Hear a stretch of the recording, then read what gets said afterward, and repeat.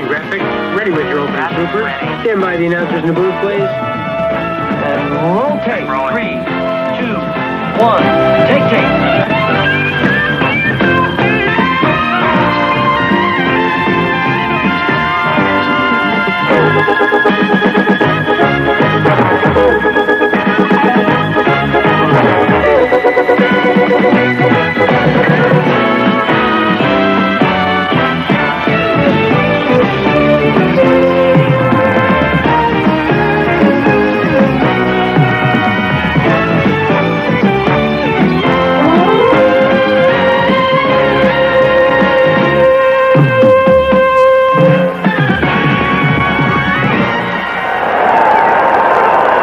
From Atlanta, Fulton County Stadium in Atlanta, Georgia. ABC's NFL Monday Night Football.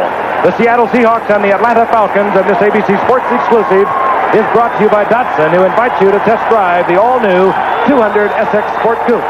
It'll drive you like you've never been driven at your Datsun dealer now. And by the Miller Brewing Company, brewers of Miller High Life. If you've got the time, we've got the beer. Hello again, everyone. This is Frank Gifford, along with Howard Cosell and Fran Tarkenton.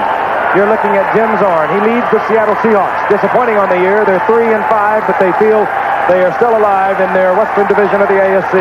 Atlanta, 3-5. They are definitely alive in the National Division, the National Football Conference Western Division. Howard? Frank, if as some coaches say, as you look at Jack Patera right there, the crowd can influence a game. I don't know of any place where they can do it more than here in Atlanta. This town, this great and growing city, is alive, and they have Falcon fever regardless of the present record. There's Lehman Bennett. Lehman Bennett. He took over 3 years ago. Last year, brought the Atlanta Falcons to their first playoff ever. They got by Philadelphia. They lost to Dallas. We're set to go. Atlanta has won the toss. Efren Herrera will kick off. Deep is number 81, Dennis Pearson. There he is. It's been raining during the course of the day. The rain has let up. The field is fast. They've had it covered throughout the day. It's in good condition. And as you can hear, a crowd of over 60,000 expected tonight. A sellout crowd. Efren Herrera pops it.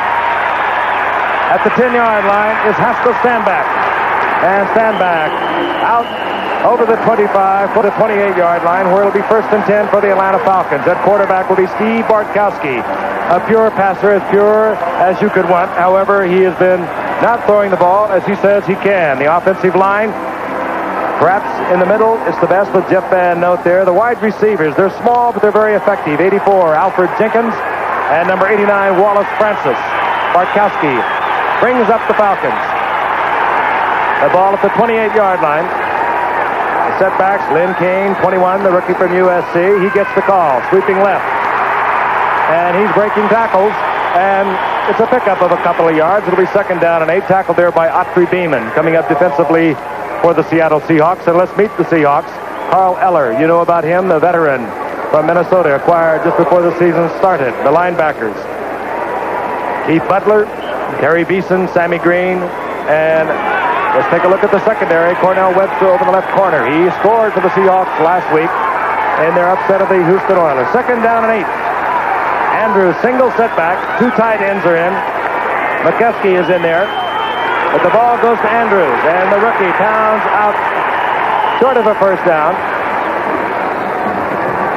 Over the 35-yard line, hit there by Carl Eller. It'll be, well, call it 3rd and 4 for William Andrews. Frank, as you look at Steve Bartkowski's statistics, William Andrews started the season off with 2 100-yard games. Has not run as well the last 4 or 5 weeks, as Atlanta's lost 5 out of 6. They expect more out of that running back position tonight. 2 wide receivers back into the game on 3rd down and 4. Motion man is Kane, leaving Andrews, single setback. Bartkowski. This is Kane. And the rookie, who won the starting spot over Bubba Bean, gets the 1st down for Atlanta, moving out over the 40-yard line to the 41. 1st and 10, Atlanta. Seattle, as I said at the very top of the telecast, Giff has the offense, as you look at Lynn Kane out of USC, to cope with anybody, and their 34-14 ripping of Houston proved it. But the Atlanta Falcons have a way of producing on Monday Night Football when one looks at their record. Remember our 2nd game of the year. when they beat Philadelphia. On a quick snap, Bartkowski to the air, fires to Kane. Kane has the ball. Good receiver, this young man who blocked most of the time at USC, although he did behind their high-powered offense. Gain over 800 yards. He was principally a blocking back for Charles White. He gets 4 yards on it, second down 6. Frank, you said Steve had told you that he wasn't producing the way he felt that he could. Did he enlarge on it? He didn't tell me that. I read it in the paper. All right, that takes care of that. Second down 6. He told me that, though, Frank. Ball just over the 45-yard line. And off Andrews.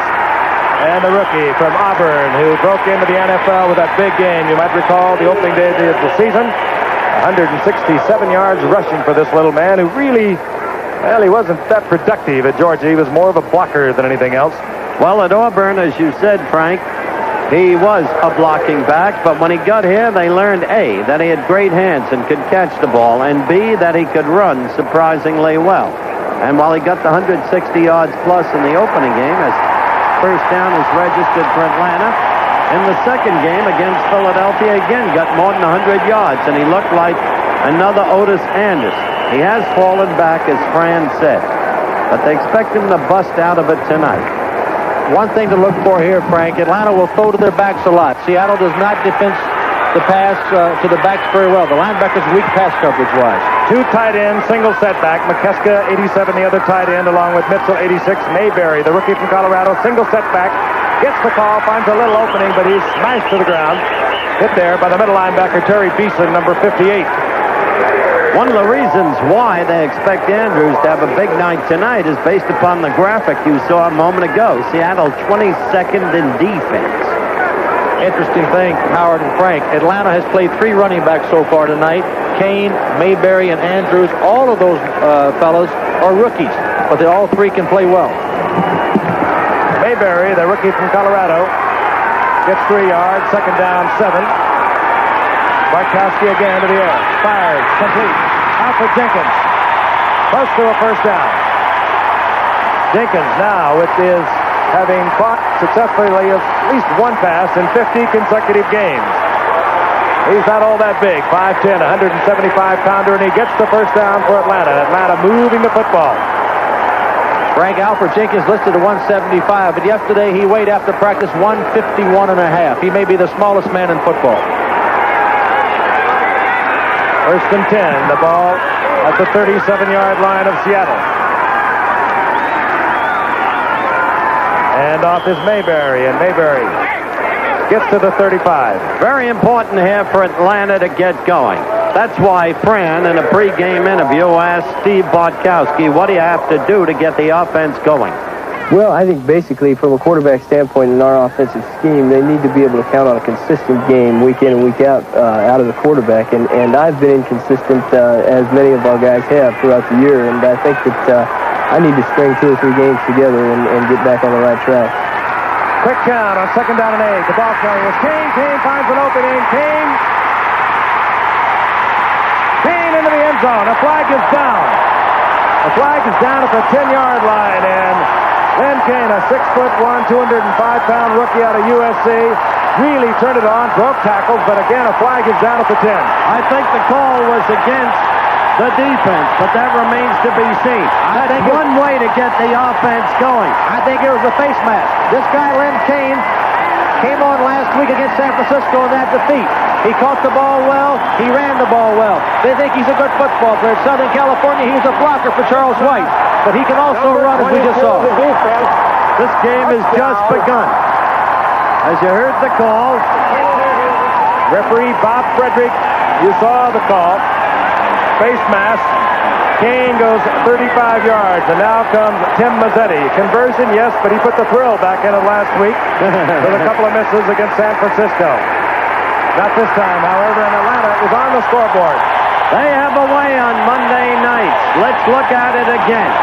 And this club, the Falcons, is better than its record suggests. But you watch Seattle strike right back with Zorn and Largent and Smith and their weapons. And a good block by the rookie from Colorado, James Mayberry. As you look at the face mask, Kane rolling in. Atlanta has a 7-0 lead. We'll be back in a wild and crazy Atlanta Fulton County Stadium in a moment. The Flyers. Lynn Kane, who set a record for USC fullbacks while blocking for Charles White of rushing for over 887 yards, has gone 35 yards. Scores for Atlanta. Penalty on the conversion. Tim Mazzetti will kick off at the 30-yard line. Deep is Jeff Moore, number 32, and Tony Green, number 34. Jeff Moore, a rookie out of Jackson State. Tony Green, he's been much traveled since the celebrated year last year with the Washington Redskins. Mazzetti gets a big foot into it. Tony Green at his 2-yard line. And Tony Green rolls for good yardage, tackled there by Ray Easterling, and let's beat the offense of the Seattle Seahawks. Jim Zorn, he can do it all at the quarterback spot, number 10. Sherman Smith, he's carrying the load both in receiving and in rushing. Wide receivers, Steve Largent, one of the best in the business. And there is the offensive line, perhaps the best two. A lineman there, Tom Lynch, 61, John Yarno, 51. First and 10, the ball at the 30-yard line of the Seattle Seahawks. Seahawks last week upsetting the Houston Oilers 34-14. They still think they can get back in their Western Division race of the AFC. Dominated now by San Diego and Denver as we look at Dan Dornick. And Dornick struggled for additional yardage out close to the 35-yard line. Give him 5, it'll be 2nd and 5. Putting Atlanta's defense in perspective as you look at the defensive line. Yates, from Wiener, Fields and Smith, Kuykendall, Pennywell, Brazina at the linebacks.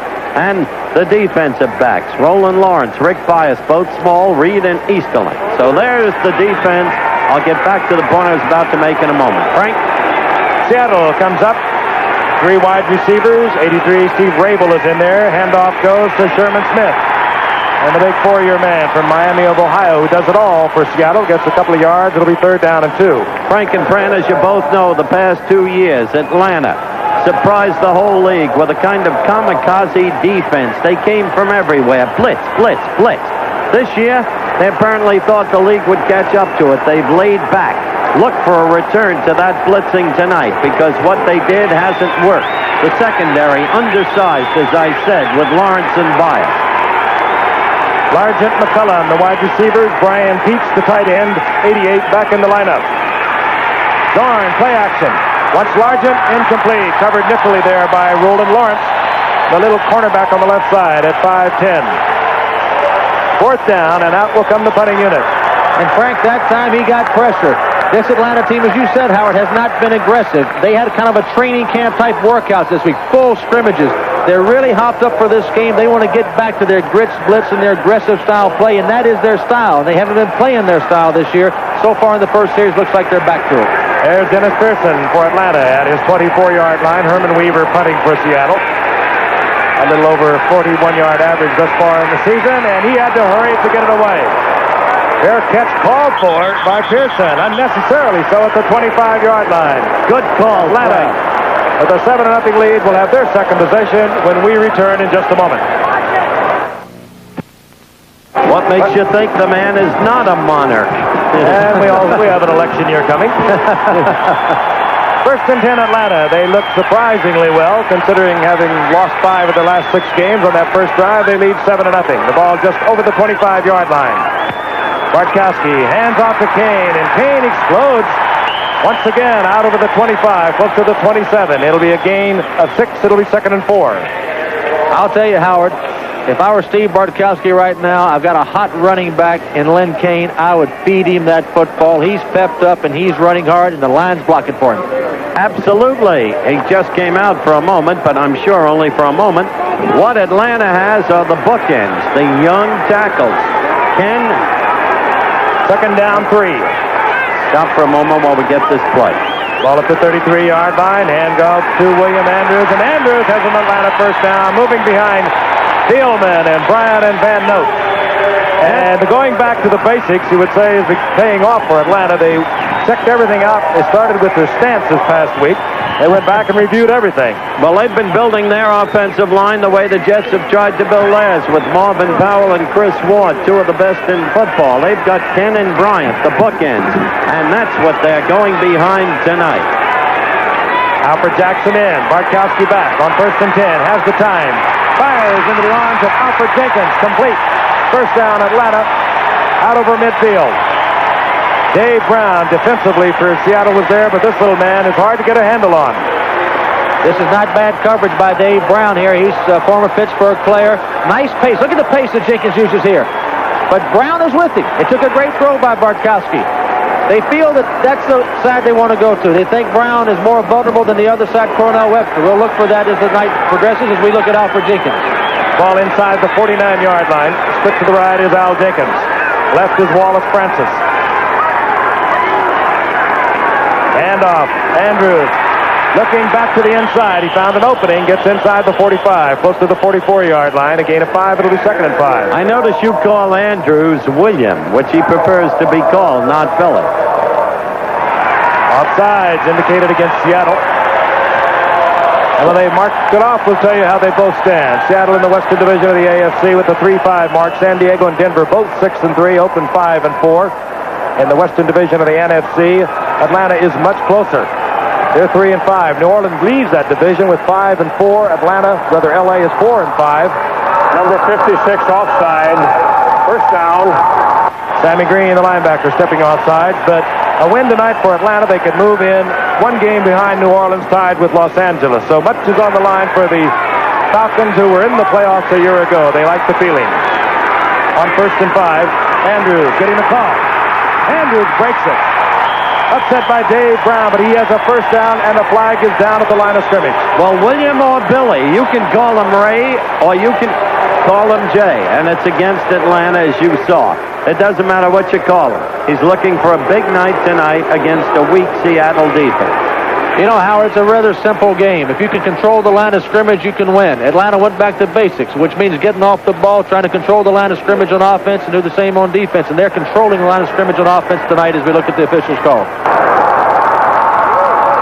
Offensive holding, number 21.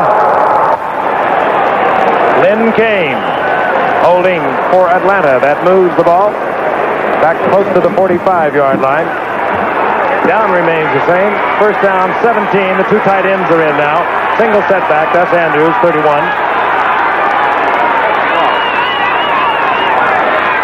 Bartkowski changing up. He's got Mitchell.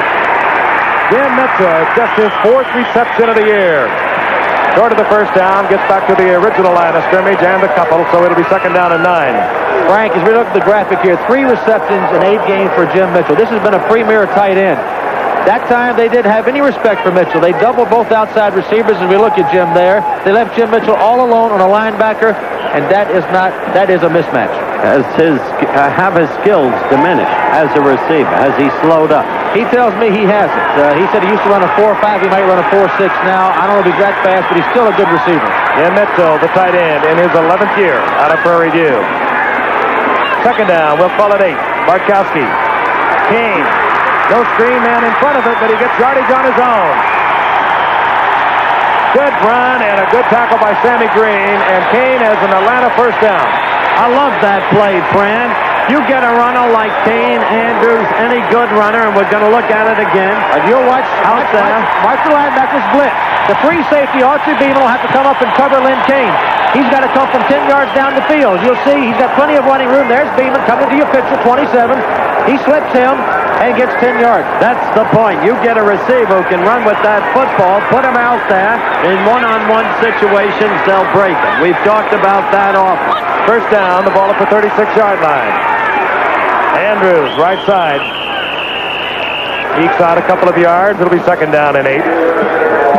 Eason, the middle linebacker there, along with Hardy, the rookie starting defensive left tackle, number 75, out of Jackson State. That's the kid we spotted in the preseason game at Seattle when the Hawks beat Dallas. Hardy, a low-round draft choice, but a pleasant surprise to the Seahawks. They ever put all the Jackson State players together, they could go to the Super Bowl. Watch the tight end again here, Frank. They're doubling both outside receivers. Quick toss. Andrews. Good defensive play. Seattle floating. Keith Butler, the initial hit there for Seattle. But there was a gain of about a yard. It'll be 3rd down and 6. And Beeson stays on the turf, the middle linebacker. Terry Beeson out of Kansas, second-round draft pick. He's been a starter. This is his second game as a rookie back in '77. He would be sorely missed. We'll be back in a moment.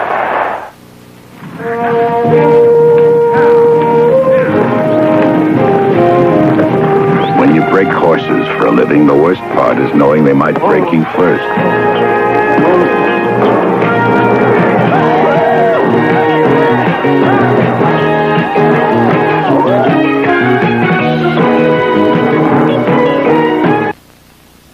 Middle linebacker Terry Beeson motors off on his own. He appears to be all right. Another Seattle defender was shaking up Dave Brown on that same play a moment ago. Terry Justin comes in for Brown. Peter Cronin in for Beeson. Third down and 7. The ball at the 32-yard line. Atlanta leading 7-0.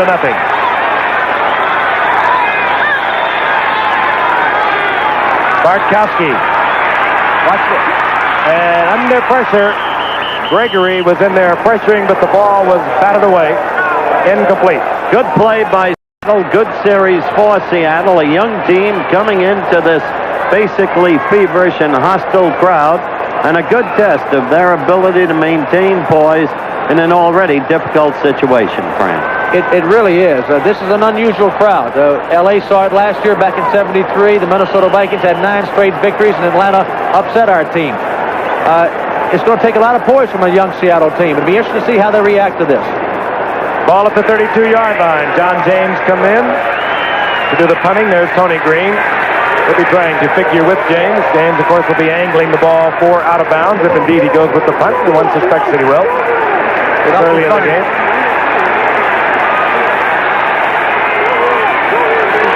Next to Atlanta. Falcon on the field. Got on the wrong side. And I think they're going to have to take time out. No, they took too much time. They should have taken time out. Not that it really makes any difference because again, the line of scrimmage is the 32-yard line, and this will just perhaps give James a little better angle. So they're better off this way. Dewey McClain was out there in the wrong position for Atlanta. He was over with the wide man to the right when obviously he should have been to the left.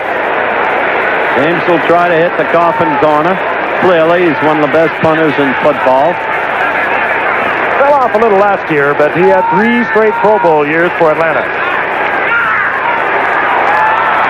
Hangs it high.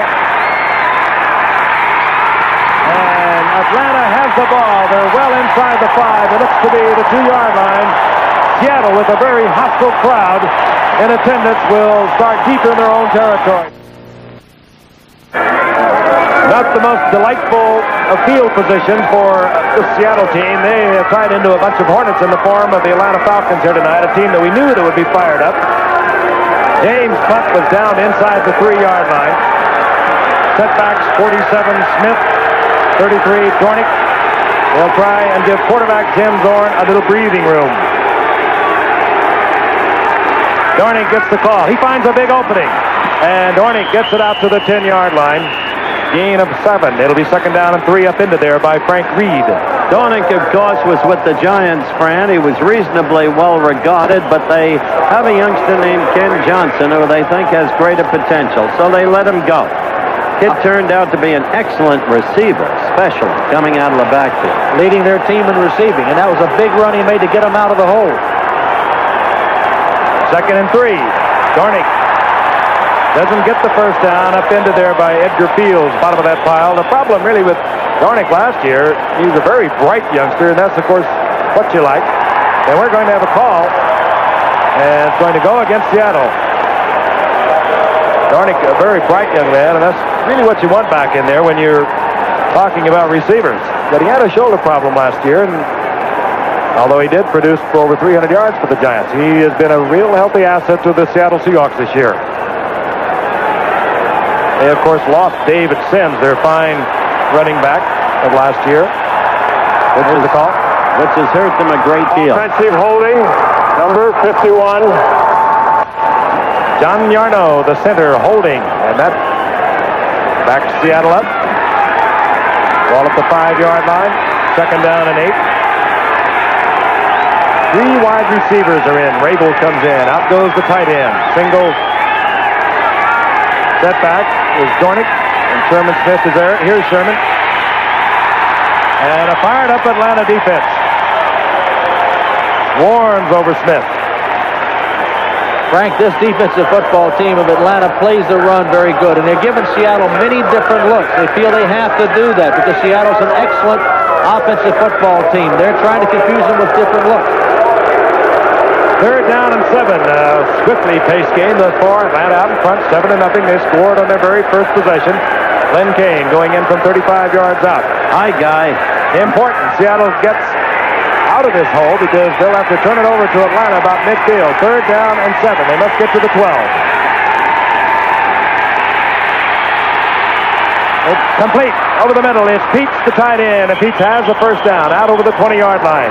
First big play of the game for Seattle to get them out of the hole. We'll look at it again from the end zone. This is the poise I was talking about. And here's Zorn going back. Interesting thing, no blitz by the Falcons. Plenty of time. Pete's wide open. Atlanta does not cover good in the secondary. It's interesting, Howard. We thought they'd come out with a lot of blitzing as we see Brian Peets there, but they really haven't yet. There's a lot of time. The first down is out to the 22-yard line. Hello, Sweetie. Halloween's a couple nights away. Motion man is McCullum. Handoff, Sherman Smith. Smith reached at the line of scrimmage and struggled for a yard up into there. Defensively by Kuykendall. That's a player to be respected, maybe even admired. He began as a quarterback at Miami of Ohio. Remember, Fran? Some ways he reminds me of Andy Johnson of New England. He does. He's a big back, 6'4", 225. And he told me yesterday that the biggest adjustment that he had, he really had never taken a ball. Didn't know how to take the handoff. Did not know how to get in the stance of a tailback. He's had to learn all that. And this year he's averaging 4.7 yards a rush, plus being the second leading receiver on the Seattle team. He's in the top 10 in the AFC in both rushing and receiving. Leading rusher for Seattle 3 straight years. A very gifted athlete, Sherman Smith. Zorn. Didn't like something. Calls timeout. And we have 1:02 remaining in the first quarter, and Jim Zorn moves over to the Seattle bench, and we'll be returning to Atlanta right after this message. You're going to enjoy it. Some of the greatest stars in television: Ed Asner, Bobby Conrad, Dick Van Patten, Billy Crystal, a super young talent, some of the most beautiful young women in the world, led by perhaps Erin Gray. Seattle has the football. Jim Zorn did not like his setup on 2nd down and 8. Called timeout, talked it over in the sidelines. He's back now looking at the 2nd and 8 from the 24-yard line.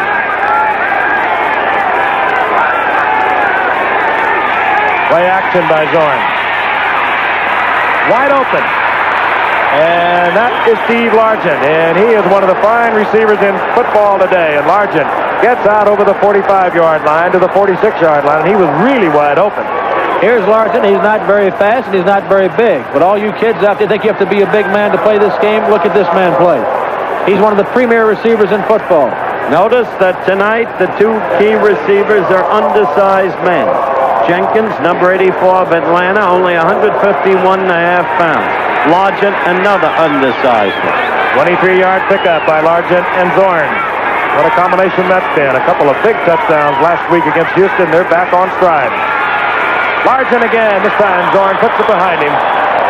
Defensively, He doesn't like what he did. And Roland Lawrence were there for Atlanta. Jimmy really made a bad throw as we watched Steve Largent there. But I'm impressed with this young quarterback, Jim Zorn. I think he's one of the truly great young quarterbacks in the game, and he's done a good job of bringing his team out of a hole, overcoming a penalty, and has got him in pretty good shape here. Remember, this all began inside the 3-yard line. They did have the holding penalty. Big completion to his tight end, Brian Peets, and another large completion to Largent. Ball at the 47-yard line. 2nd and 10. Dornick has Tom Lynch out in front. Dornick with a good move. It's close to midfield. A gain of about 3. It'll be 3rd down and 7. Roland Lawrence coming up to turn it to the inside. And that's the end of the first quarter. Good, hard-hitting football game from Atlanta. Atlanta on top, 7-0. We'll be back in just a moment. Jim Zorn back in the huddle as we begin the second quarter has brought the Seattle Seahawks from inside their own 3-yard line to the 49-yard line. Third down now and 8.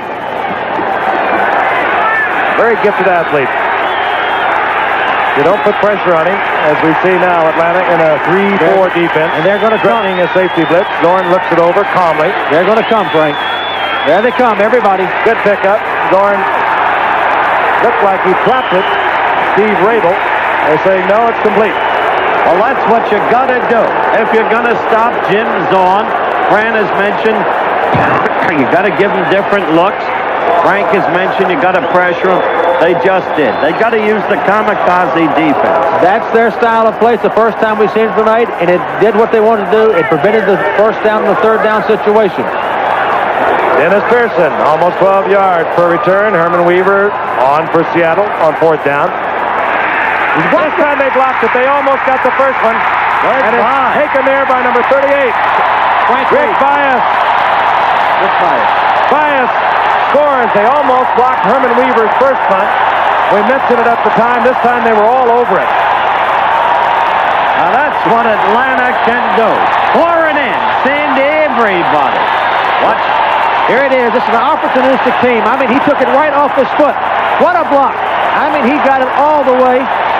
I'm trying to get the number of the man who blocked it. But that's I believe it was Pridemore. Tom Pridemore, I believe. I think you're right, Frank. Number 27. Atlanta fired up tonight. Herman Weaver, a long striding punter.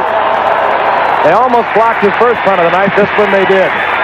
Mazzetti puts Atlanta out in front 14-0.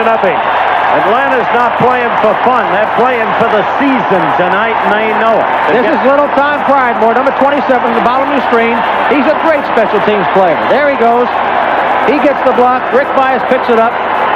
That is the kind of aggressive team that Atlanta knows it's got. And we'll be back in just a moment.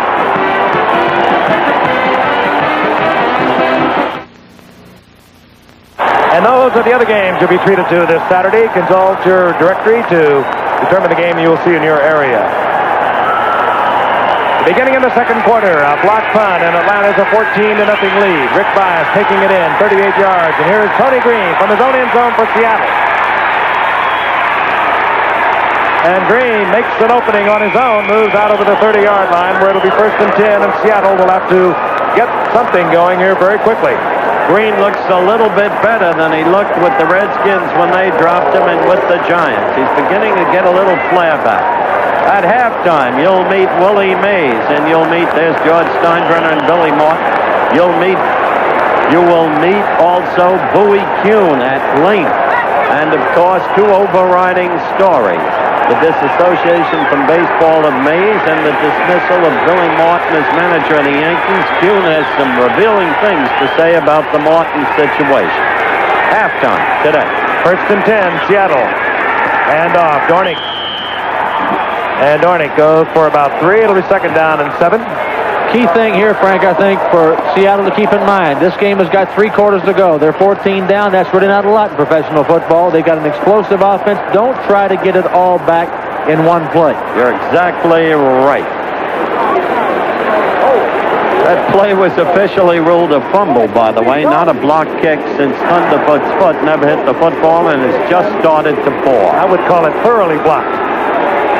2nd and 7.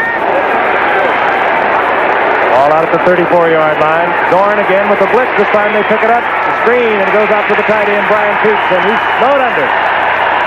And the man that got him was number 79, Jeff Yates. Discarded by the Buffalo Bills a few years ago, Howard. He replaced Claude Humphrey, a local favorite here and a great defensive end. And he's a plugger. He'll scratch and do whatever he has to do to get into the play. He rushed the passer and then went back and made the play on the receiver. Very tough last year. Surprised a lot of people. Look at the umbrellas suddenly crowding up. Trickling down. Trickling. With Gifford. Well, in Atlanta, they call it a trickle. 3rd down, 7. Peaks just to the line of scrimmage before Yates captured him there.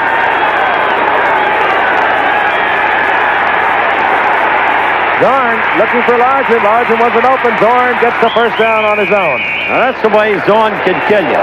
And some of you fans around the country saw a young quarterback yesterday who showed ability, strength, mobility, young Phil Simms of the Giants. Here's the veteran Greg Brazina, who's been under fire just a little bit here in Atlanta, particularly from his head coach, Lehman Beanon. He tried to call timeout, as you saw it. And then as Zorn took off, unable to find the receiver, Brazina had to make the stop. But it's first down, Seattle. A ball at the 45-yard line.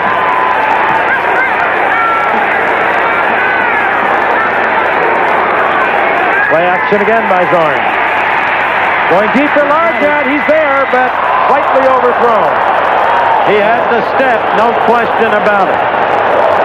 Frank, you just saw Brazina make a play. It's the point I want to make. I think Lehman Bennett, the Atlanta coach, was bum-wrapped this week in the Atlanta papers. He was being asked about his team, and he said they're, generally speaking, not playing as well as they did a year ago. And then he was asked about names, and he said about Brazina, Greg is not playing as well as he did a year ago. He didn't say he wasn't trying. He didn't say he was playing poorly. There's Greg now. And out it came. Bennett wraps Brazina. Am I telling it like it was? You are, Howard, and it was an unfair headline. Greg Brazina is the emotional leader of this defensive football team. He's really fired up. He's been a class player his entire career and still a great football player at that outside linebacker position, as you'll see tonight. I think he understood it. And in any event, the Atlanta Falcons are a different football team tonight. Zorn on the rollout, second down and 10. And he completes the ball down to Largent. He has a first down. They are inside Atlanta territory. What a great ability. Nobody can throw on the run in the game of football as good as Jim Zorn. You people have not had a chance to see much of Jim Zorn over the years, but here he is again. He is truly an exciting player in the National Football League. You see his speed gets him outside the rush. He's still running. He will throw on the run. That's a difficult thing to do. He hits Largent right on the numbers. Largent knows where to get out of bounds. Wonderful, wonderful play. Speaking of throwing on the run. Yeah, looks like talking. The first and 10, the ball at the 39-yard line. Rain continuing to fall.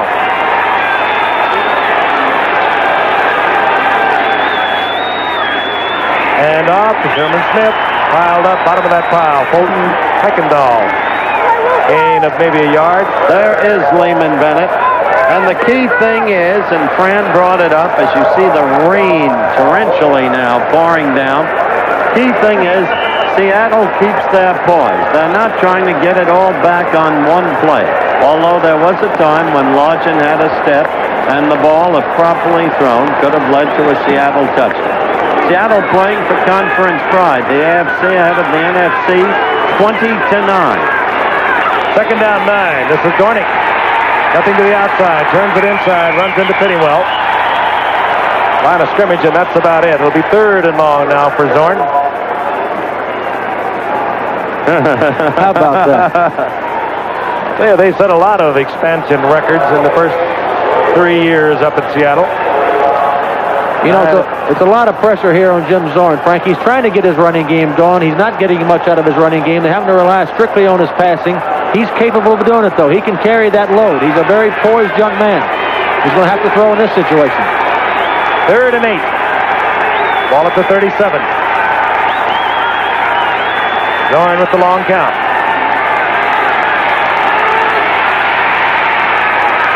Zorn goes to Dornick. He's short of the first down.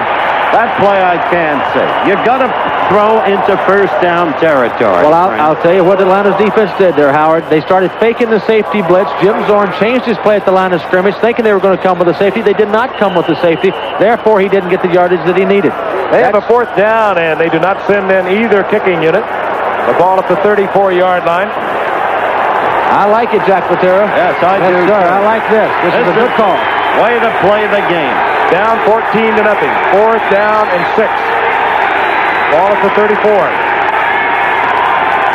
3 wide receivers.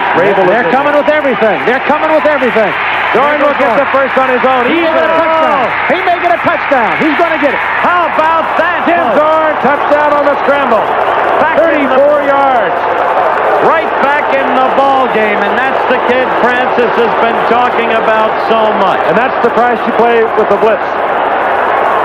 This is really something. I always thought the blitz was best against a scrambling quarterback, but here he splits the blitz. Nobody in the secondary. This young man can run. He is truly an exciting football player. He can beat you running or throwing the football or thinking. There he is, number 10, Jim Zorn. You're going to see a lot of him in the years to come. What a play. Pridemore, frustrated, took Zorn in the end zone, far too late. Seattle's on the scoreboard. Efrain Herrera puts it through. So Seattle has drawn within a touchdown. Let's look at it again. A full blitz is on, and when you make a mistake when you're blitzing, either running or passing, it can be a long gainer. For this, a 34-yard touchdown for Zorn. We'll be back in just a moment. Jack Patera, the head coach of Seattle. That man deserves a lot of credit for that touchdown. There is a time to gamble, a time not to gamble. 34 yards out, 4th down. Go for the first down. Even if you don't make it, you're down in their territory. Perkins gambled yesterday with the Giants needlessly, perhaps foolishly, with a 13-0 lead.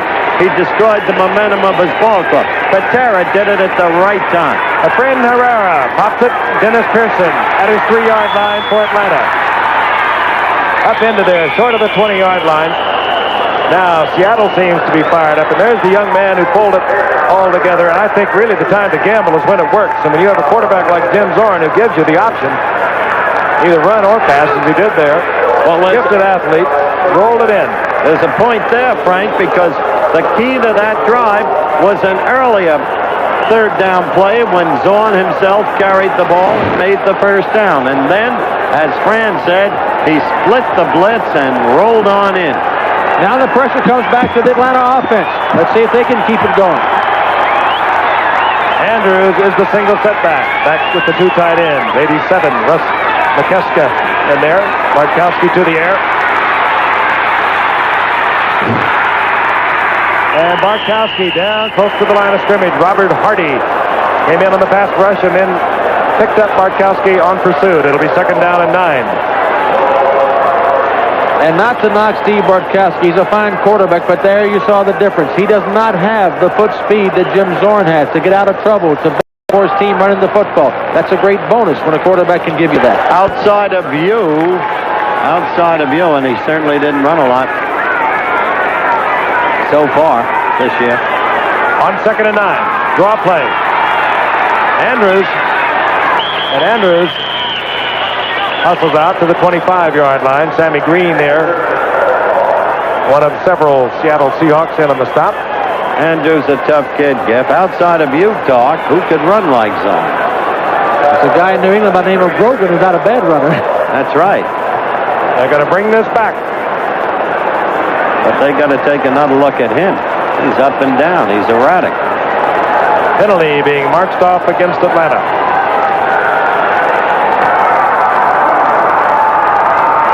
Offensive holding, number 70. 2nd down.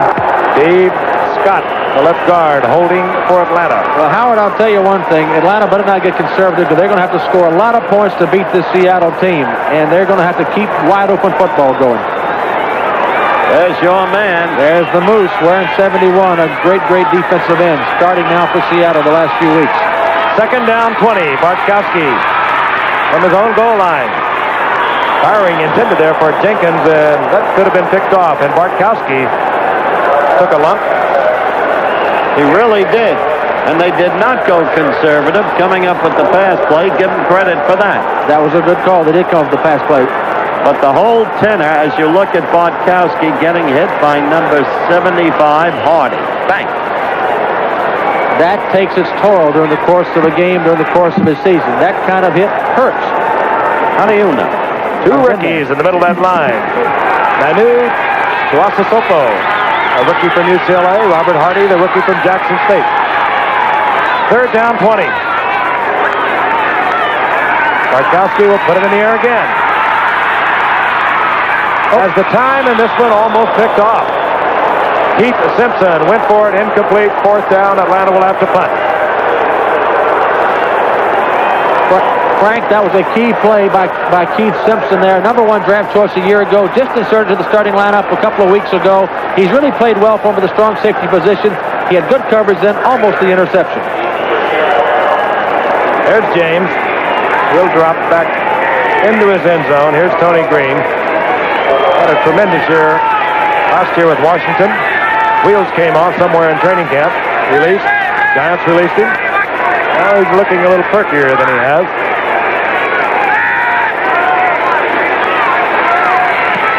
James. Picks it low. Green will have his opportunity. And Green is down, and Seattle has good field position. Well, as you noted, Jim Zorn earlier got his touchdown scrambling, and Fran had a chance to talk to him about that before the game. Jim, don't you know that you can't win with a scrambler? I've never heard that. You're the first guy, and you ought to know better than anybody else. You can win with a scrambler. Let's go, Fran. Come on. But not a left-handed one. Now, that's the best kind. See, you've always scrambled around back and forth, back and forth. I scramble more upfield, and with the left arm, it's even added. I like it. He's got a little pizzazz. He does. That kid's got some charisma. First and 10. The ball is at the 38-yard line. Seattle down by 7. Zorn. Hands off to Sherman Smith. There goes the outside, and the big man rolls inside the 30-yard line.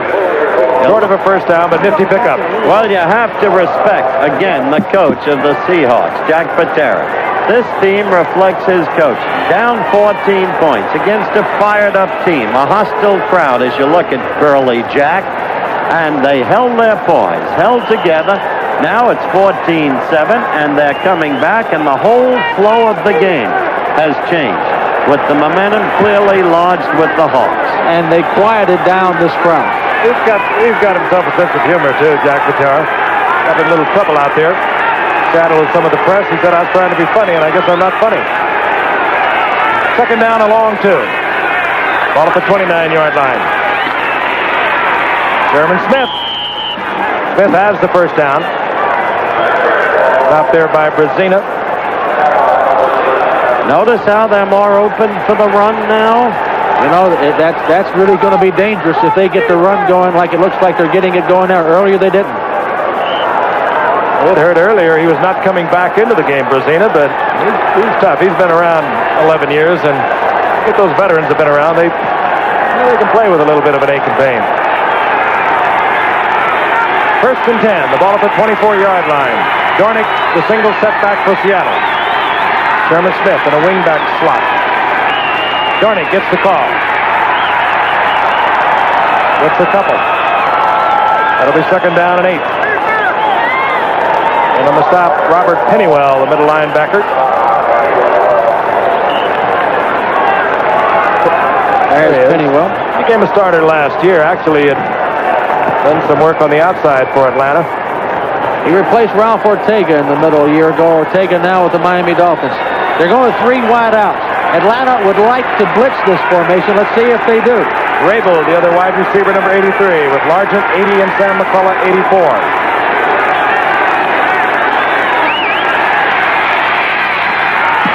Going for Rabel, and a flag is down. That is a defensive interference penalty. No I will tell you, Jim Zorn threw that ball way before he broke. He knows Largent. They work well together. Really a wonderful pattern that Largent ran. Great throw. It'll be a sorry first about down Largent, but inside the 5-yard line. Defensive pass interference, number 22. First down. Roland Lawrence, the guilty defender for Atlanta. Look at it again. Well, he works good with that Sam McCullum there, but Rabel's on the top of your screen, 83, and he works good with Steve Rabel too, Howard. It's tough. First and goal, 6:30 remaining in the half. Atlanta out in front, 14-7, Seattle threatening. Ball at the 3-yard line. Largent adjusts to the wingback spot on the right side. Sherman Smith gets the call, tries to move to outside, nothing doing there. That should be Kuykendall, I believe. That situation, Fran, I've always liked the first down call of a pass. Well, it is a good call, but Seattle's got the momentum going now. I really cannot fault the run called in, but if you're going to throw down the goal line, first down is the time to do it. Now, really, they're looking for a pass. He has that extra something, though. He can come with a little rollout, give himself a run-pass option. What you have when you have an athlete for a quarterback. Second and goal. Sherman Smith. Piled up. Line of scrimmage. It'll be third and goal. And now he must pass. Now they put a lot of pressure on themselves. They really do. You're right, Frank. They must pass in this situation. You're also right. Jim Zorn gives them an extra dimension there. Having the quarterback can throw on the run like he can and also run the football is an added advantage. Evidence of that, Seattle's gained 146 yards. Zorn's accounted for 105 of them. 59 by the pass, 46 by the rush. But now on the spot. Atlanta thinking pass also. They bring in a fourth linebacker, Dewey McClain.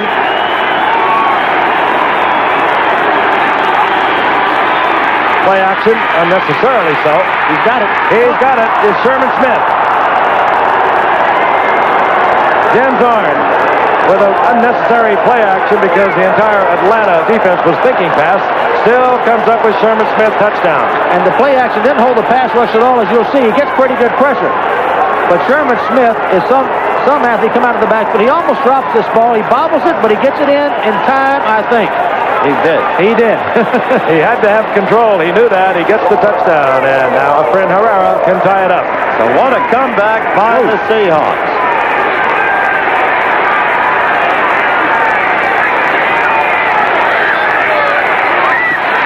Herrera pounds it through the uprights, and we have a tie football game at 14. 5:01 remaining in the first half. We'll be returning to Atlanta in just a moment. Jim Zorn and the Seattle Seahawks, a young ball club with a lot of poise. They were down 14-0. They have tied it up at 14. Most of it has been on the efforts of Jim Zorn. Set to kick off. Efren Herrera. Dennis Pearson is deep for Atlanta. Both teams 3 and 5. Atlanta very much alive in the Western Division of the NFC. A win tonight for them, and they would move to within one game. Kick Seattle. They get it. They've got it, Frank. They should have it. Had a wide open. It should have been handled. It was ultimately. There was no Falcon lineman in the area. Efren Herrera hit it beautifully for Seattle. And now this team we saw a moment ago go on 4th and 7. Zorn scored from 34 yards out. Now they come with an onside kick. Let's look again. Are you learning anything, folks? This is great football. Give Jack Patera all the credit. He calls this. World. They surprised everybody in the stadium, including the three of us in this booth. Atlanta had nobody over there to get the ball. As you see, Seattle had 2 or 3 people going after it. And finally, Keith Simpson, I think, 42, recovered it. And field position for the Seattle Seahawks. Jack's rather proud of himself. Ahead of the NFC, 20-9 in interconference competition. I have to believe the AFC plays more enterprising football, among others. First and 10 at the 43-yard line. Blitz. Zorn unloads it in the direction of Largent. Saves the loss. It'll be second and 10. Jim Zorn. Dallas had him in 75. They released him just before the season started. Went out. Flirted around with Los Angeles during the 75 season, then was signed as a free agent by Seattle, and he has had a remarkable rise in his career ever since. And that blitzer, Frank, was number 28, Frank Reed, a defensive safety man. Atlanta's going to have to go all out with their safety blitzers to have any chance of stopping this offensive machine of Seattle. First time before they blitzed on a 4th and 7, Zorn ran it in from 34 yards out, so you can be hurt. They show blitz once again. On second and 10. They're coming with everybody. Zorn, Largent. Gain of about 4. Defensively there, Rick Bias, number 38. I'll tell you, Dallas was very honest about the release of Zorn. The brilliant triumvirate, Schramm, Grant, Landry, not necessarily in that order. Look at that total offense. The graphic, Seattle has the last 122 yards of that total. Atlanta was hot early on. Seattle, as Frank told you, kept its poise, came back.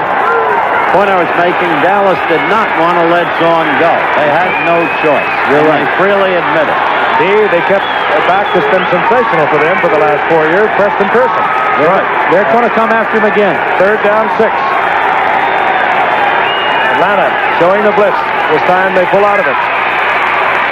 Zorn was affected by it, though. Yeah, that was good. That was good defense. They faked the blitz. They got him into an audible situation, came back out of it. That's the style of defense Atlanta has got to play to have any chance at all against this football team. You're exactly right, and you saw for the first time that Zorn was a troubled quarterback. Uncertain and made a bad throw that could have been picked off. Exactly right. On fourth down, Efrain Herrera has come into the game. Keep in mind, Zorn is the holder. Efrain Herrera's longest field goal in his career is 52 yards. This one would be about 54 yards. It would be 55 yards, as a matter of fact. Seconds ticking away on the 30-second clock. They'll have time to get it off. Keep in mind, Zorn, the quarterback, is the holder. That's the Bacon. Wide open. Efrain Herrera has a first down inside the 20, and Seattle's doing everything. I love it.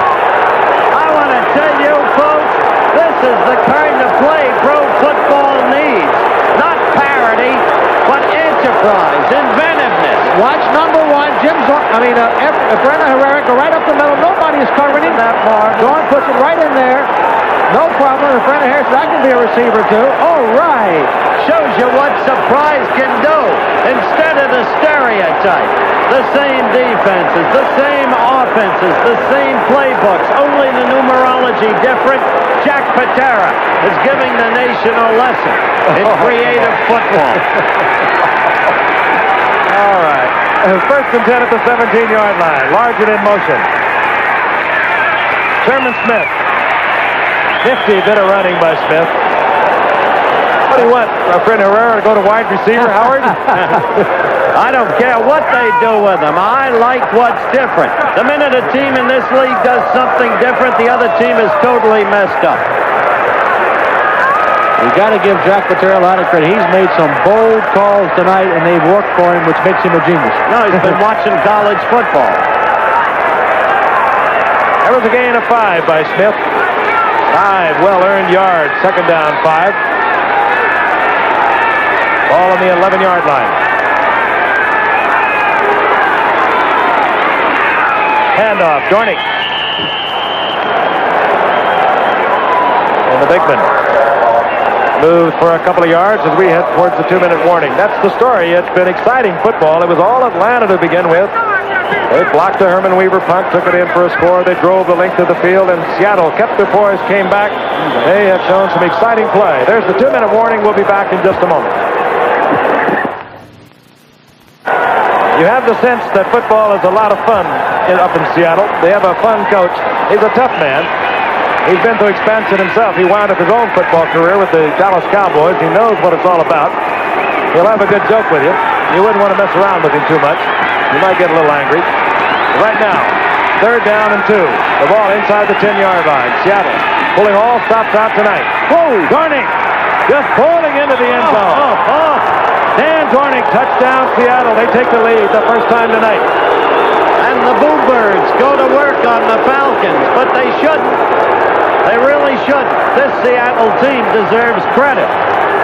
Not the Falcons' blame, because the Falcons started off a fired-up, almost frenzied football team. Look at it again and watch Dornick. And right ahead of it was Sherman Smith leading the way. That's what you like to see. Two big backs complimenting each other. Smith with the block. Dornick the touchdown. Here's Efrain Herrera, the receiver. And the little wide receiver drills it through, and Seattle has the lead 21-14. Dornick gets the third touchdown for Seattle.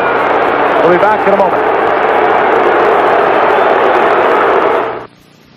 Preceding announcement was brought to you by Autry Beeman and the National Football League as a public service. 1:54 remaining in the first half. Exciting football, fun football. Seattle now out in front, 21-14. Efrain Herrera, who set the last touchdown up with a reception over the middle on a fake field goal, set to kick off. And it's dinked along the ground, taken there by Pridemore. And Pridemore, upended, hustling down there defensively for Seattle, was Jesse Green. He made the stop. And Atlanta is having their problems. Why didn't he let it go out of bounds, Frank?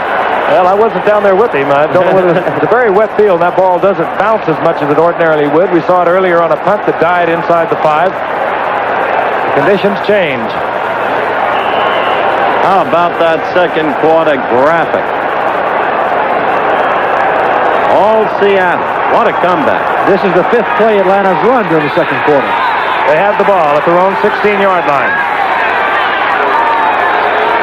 Bartkowski. And under pressure, he had to dump it off.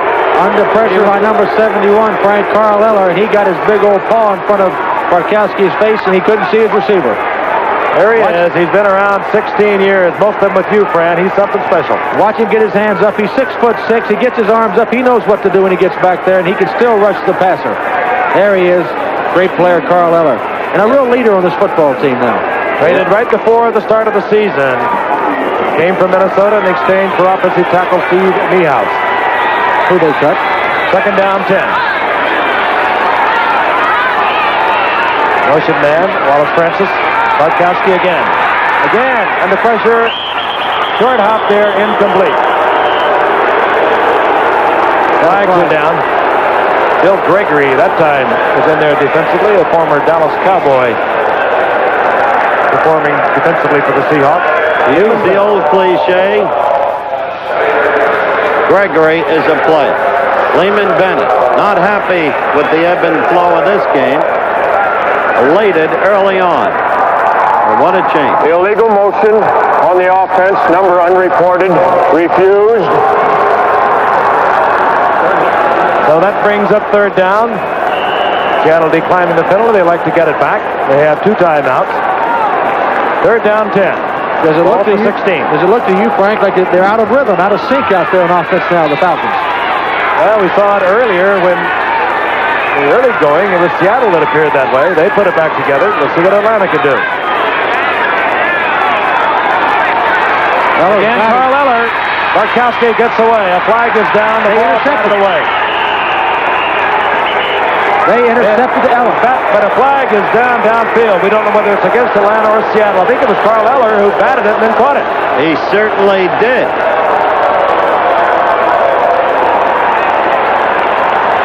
What is the penalty? Holding. Defensive holding. Automatic first down. What a break for Atlanta. I think it might have been Bill Cook who got his hand on it. Eller came up with it.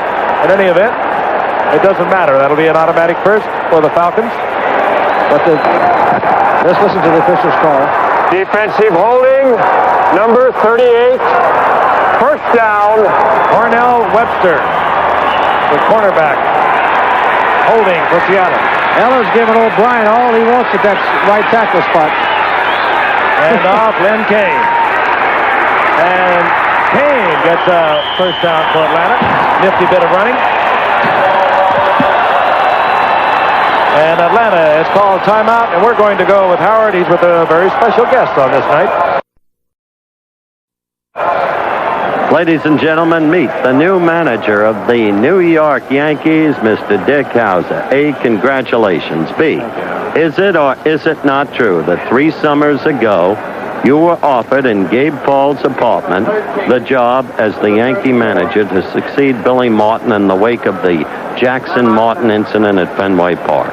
Howard, that's not true. I want to discuss some things with Gabe. As you know quite well, you live in the same apartment complex, and we discussed personnel and we discussed Billy, but I tried to talk Gabe into keeping Billy. We didn't talk about me being hired. We tried to talk about keeping Billy, and I said if we keep Billy, we get healthy, we can win the pennant, and we did that year.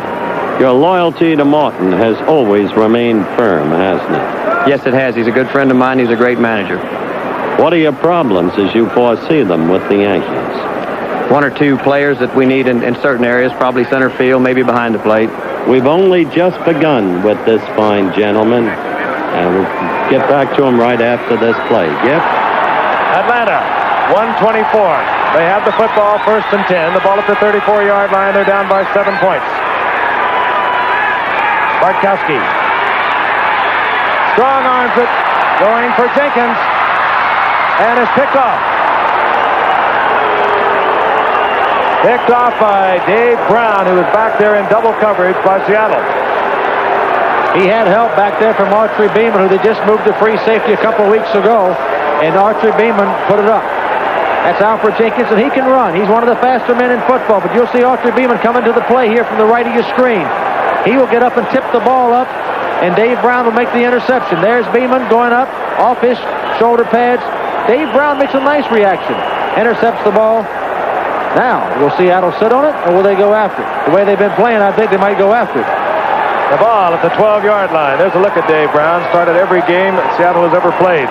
He's a maligned ball player. He was the number 1 draft choice out of Michigan by the Pittsburgh Steelers. John McKay had him with the All-Stars. Didn't think he could make it. Well, he's made it with Seattle. 1:15, and Seattle has 2 timeouts. Handoff is Dan Dornick. Gain of 2. It'll be 2nd down and 8. Let's go quickly back to Howard. Okay, we're back with Dick Hauser. Now, Dick, you said you need 1 or 2 players. Who and where? Well, possibly in center field, possibly behind the plate. I don't know those people right now, but there's some people available, and we've discussed personnel already, and I think George Steinbrenner is committed to bringing in some players in New York and help the ball club. Controversy has always been the yardstick of the Yankees in the Steinbrenner regime, particularly involving Reggie Jackson. You stood firm behind Billy in the Reggie Jackson interludes. How do you feel about Jackson now? Well, I've thrown a lot of batting practice to Reggie. I hope he appreciates that. We get along very well, really, and he had a fine offensive year last year, and I hope he continues into 80 and have another good season because he had a good deal. Talk to you later. Thank you very much, Dick. Dick Hauser, the new manager of the Yankees, back to Giff and the play-by-play. And as Dornick picks up a couple of yards, 3rd down and 7, Dick Hauser, nice young man. He'll age considerably. I don't luck, think Dick. so. I've known Dick since 1961 when at Kansas City he made the all-rookie team. This is a peppery guy and a fighter, and he's not going to age. Atlanta calls timeout on this occasion. Don't forget about our halftime gift. Willie Mays, Bowie Kuhn, Bowie with some interesting comments about the Billy Martin situation. And 2 dancing bears to seal with the ball. Don't want to miss halftime at the Big Top. 3rd down and 7. Atlanta stopped the clock. They'd like to get the football back. They'd like a chance to rush the punter again for Seattle, Herman Weaver. If we've seen Seattle make many gambles tonight, but as you and I talked about, they were good calculated risks. This is good to run the clock out here. Now I'm anticipating them to run this ball again and then punt to Atlanta, and I think that's what they should be doing at this particular point of the game with a 21-14 lead. 3rd and 7, the ball at the 16-yard line. Dorn, hands off, Sherman Smith. Oh, Smith has got the 1st down. Out to the 24-yard line. The seconds ticking away now. Neither team inclined, I don't believe, to stop the clock at this point. Seattle deep in their own territory. Atlanta realizing Seattle has the 1st down. They'll let the first half expire. Interesting, exciting first half. We hope you've enjoyed it. Interesting halftime coming up. So stay with us. We'll be returning in just a moment. Well, they finally built the Sony big enough for me. Sony has risen to the challenge of the Mahoney family. Grandma, what a big Sony you have! Sony introduces the Big Sony, the 26-inch Trinitron console, the biggest television screen in America. But the big news isn't that it's so big. The big news is that it's a Sony. Kind of reminds me of my Sony. Sony, the one and only. I like competing against men. But only if they don't patronize me. Then if I win, it's really exciting. You know what else I find exciting? Men who wear English leather cologne. I like the way it smells on men, and I like the kind of men who wear it. I find them to be challenging. When it comes to the battle of the sexes, I don't like pushovers. I guess that's why all my men wear English leather. Or they wear nothing at all.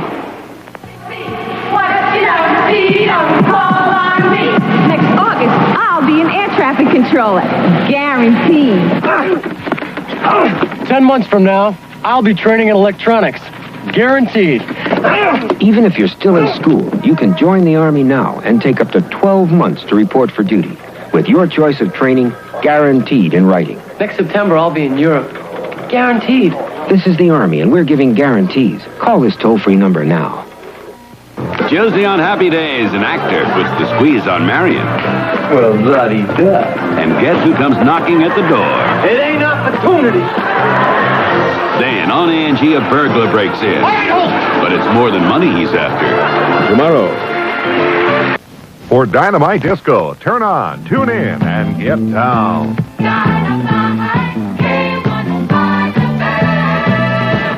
I'm John Witt, President, Board of Education.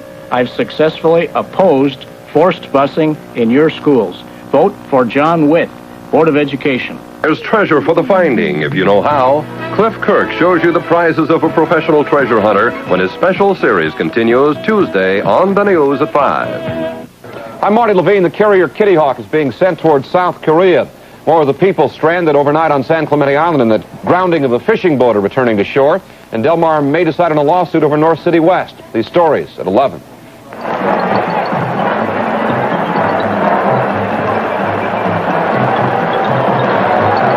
We're back live. The score here at Atlanta Fulton County Stadium is Seattle 21, Atlanta 14 at halftime. Our halftime features are being brought to you by Metropolitan. Metropolitan really stands by you with insurance. I'll complete in just a moment as I tell you how the scoring went. First, Lynn Kane on a 35-yard run. Mazzetti the kick, 7-0 Atlanta. Rick Byers, 30 yards on what was officially called a fumble return. Really, it looked like a block kick against Thunderfoot Weaver, 14-0 Atlanta. Then Jim Zorn, 34-yard run. Herrera's kick, 14-7. Sherman Smith, 4-yard pass from Zorn. Herrera kick, tie. And then Dan Dornink, 8-yard run, 21-14. So, Metropolitan really stands by you with insurance for your life, health, auto, home, and retirement. Folks, there were two overriding stories in sports this weekend, thus we're forsaking the halftime highlights to cover them. First, the disassociation from baseball of one of its greatest, the Hall of Famer Willie Mays. Second, the dismissal of Billy Martin as Yankee manager and the employment of Dick Hauser as his successor. Willie Mays had a 10-year contract with the Mets, 2 years to go on it, part-time coach, scout, and PR man. And then he agreed to a 10-year contract with Bally's Park Place Hotel, a hotel to be opened by the end of November or shortly thereafter in Atlantic City, with a casino gambling venture included within that hotel. Mays would work for 10 years for them at $100,000 a year, $500 a month expenses, a 2-bedroom apartment, security apparently for a lifetime. Bowie Kuhn said that Mays could not have such a position and stay associated with baseball. It would be against baseball's best interests. At a press conference held today after he had met with the commissioner for 1 hour, Willie Mays spoke of that meeting with the commissioner and his adopted position. What can I say now? Looks like I'm being farmed out to a worthwhile group. I had a meeting with the commissioner today. I think he said in the best interest of baseball that I should disengage myself with the Mets. As far as I'm concerned, I'm going with a wonderful group. I know that these people are very much behind me. I know they're going to be very good to my family. I hate to leave baseball, but I'm not, the way I understand it through the commissioner, I'm not leaving baseball totally. I will be playing in, I guess, in the old-timers games, whatever baseball have to offer as far as I'm concerned. But I am not going to challenge baseball by saying that baseball is wrong. I think it's very important that I take care of my family, and I think the people that are here with me are done just that. I think it's very important that my wife and I are happy, and all of the decision today was the commission, and I provide by that. Earlier, I spoke to Bowie Kuhn. Bowie really can stir up a fuss. The Payson family owns the Mets. They've had interests in thoroughbred racing. John Galbraith owns the world champion Bucks. He also owns the Derby Dan Farm, thoroughbred racing. George Steinbrenner, principal owner of the Yankees. He also owns horses, stables them down at his farm in Ocala. Isn't it inconsistent, then, for you to allow those owners to retain their ownership interest in thoroughbred racing, which is legalized gambling, and yet to determine that Willie Mays is acting against the best interests of baseball and taking a PR job with a legalized gambling operation? Howard, there are both owners and players who have been involved in thoroughbred racing. I came into baseball in 1969 as commissioner. What I was faced with was a situation where the prior commissioners, including Judge Landis to a limited extent and the other commissioners to a greater extent, had accepted ownership and players being involved in horse racing. What I decided when I came in was that we should not go any farther with this kind of affiliation. That we ought to say there's got to be a line drawn somewhere. And in the first few months that I was commissioner, I found that a number of our owners in two clubs were involved in stock ownership, nothing sinister about it, in a corporation that had casinos. And I said, fellas, I don't think this is a good thing for baseball. I think you ought to give it up. And they proceeded voluntarily, all of them, to give it up. So I hadn't been commissioner more than 5 months, I guess, before I made it clear. I thought you've got to draw the line someplace because our integrity is the key thing we've got, and I think we had to draw it. But, Bowie, Howard Mays, serving 10 days a month as a PR man, in effect, for a publicly held corporation, after all, which is subject to government regulation, the New Jersey State Gaming Commission, the SEC, and so on, how would he be affecting deleteriously the integrity of baseball? I think the question is one of the image of the game. I think the more you get involved in gambling interests, the more problems you're going to face, the more suspicion you're going to create for the game. It seems to me that we have got to be very tough about this. Nothing could be tougher than to have the case come up in 1979 involving one of the greatest stars we've ever had and one of the guys that I have the greatest affection for in our game. I think if you ignore these things, if you don't draw tough lines and say, look, we just can't go over this line, we can't go this far, then you're going to have trouble. I think the public perception of baseball is going to suffer, and it's my job to protect that integrity and to protect that perception, and I intend to do it. Well, you've just spoken of your affection for Mays. Roy Campanella once said, to play baseball, you've got to have a little boy in you. And if anybody has ever typified that in the history of the game, it's Willie Mays. Don't you tarnish him by this action? Howard, I don't think so, and certainly I don't intend to. I'm making it very clear. I made it very clear to Willie that it was his choice. He could go with the casino operation if he wanted to, obviously. But if he did, he had to make an election between that and baseball. I'm also making it abundantly clear in talking to the media about this situation that Willie has in no way done anything wrong. I don't blame Willie for making the decision that he has made, the election that he has made. Willie is looking to his own long-term interest. These people are taking good care of Willie for a long period of time. He's made that decision, and I understand it. But I've got to stand where baseball ought to be, too.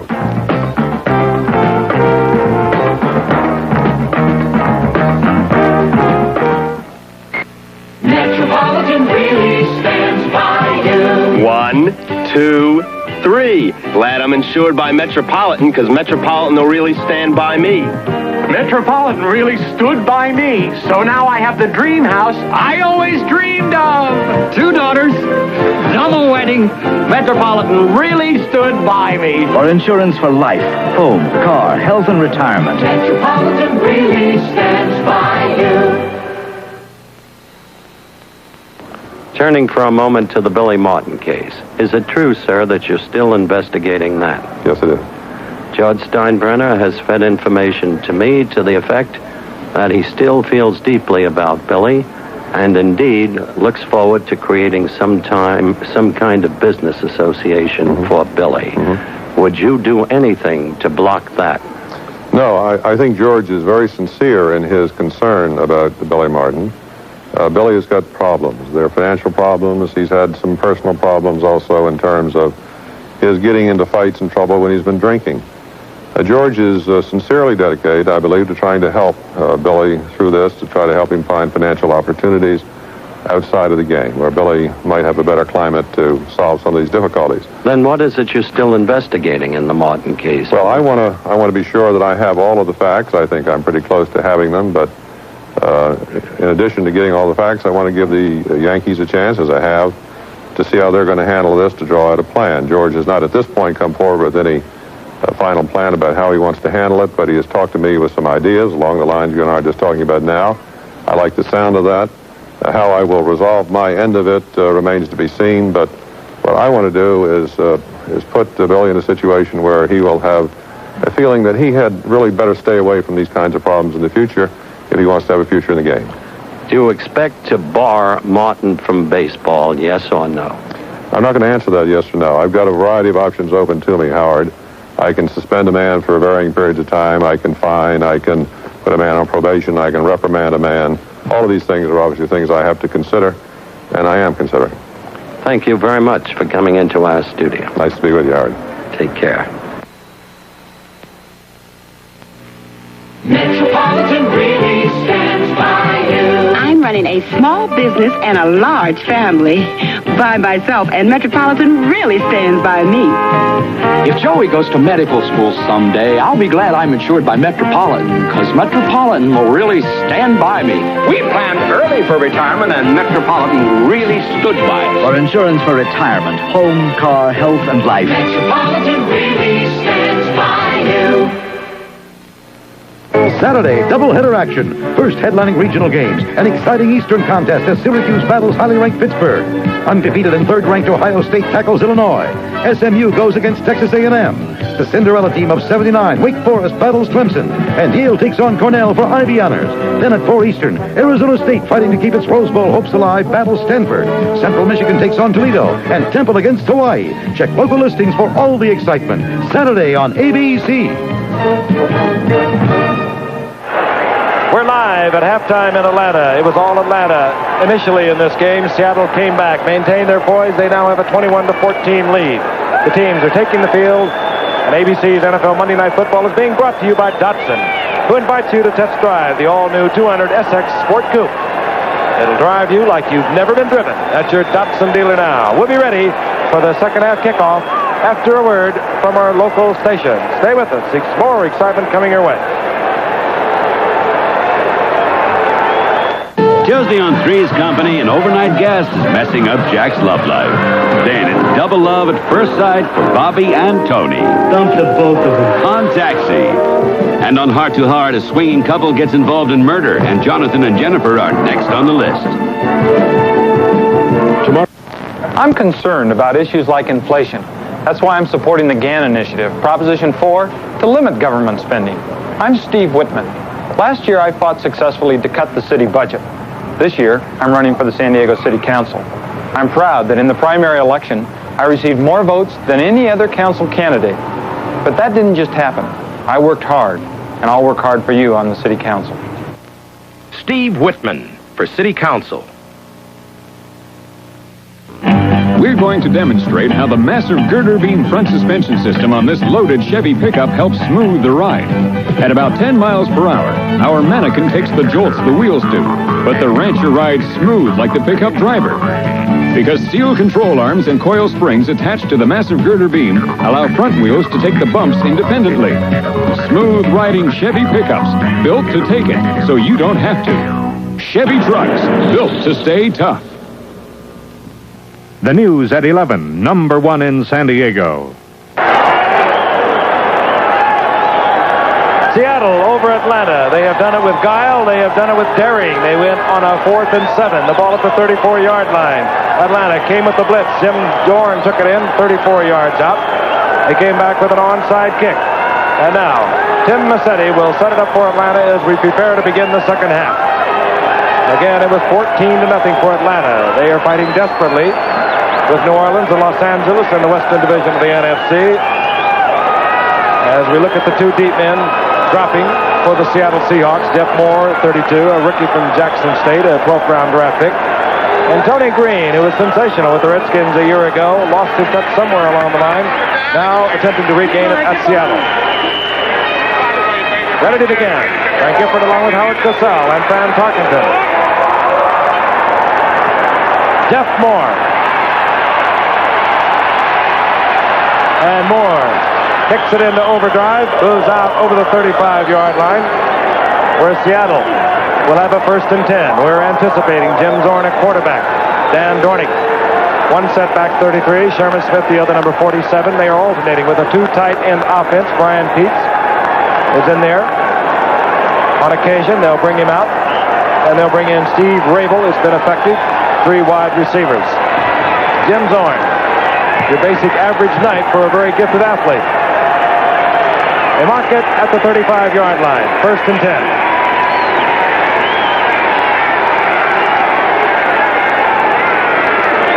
Sherman Smith handles on the first play.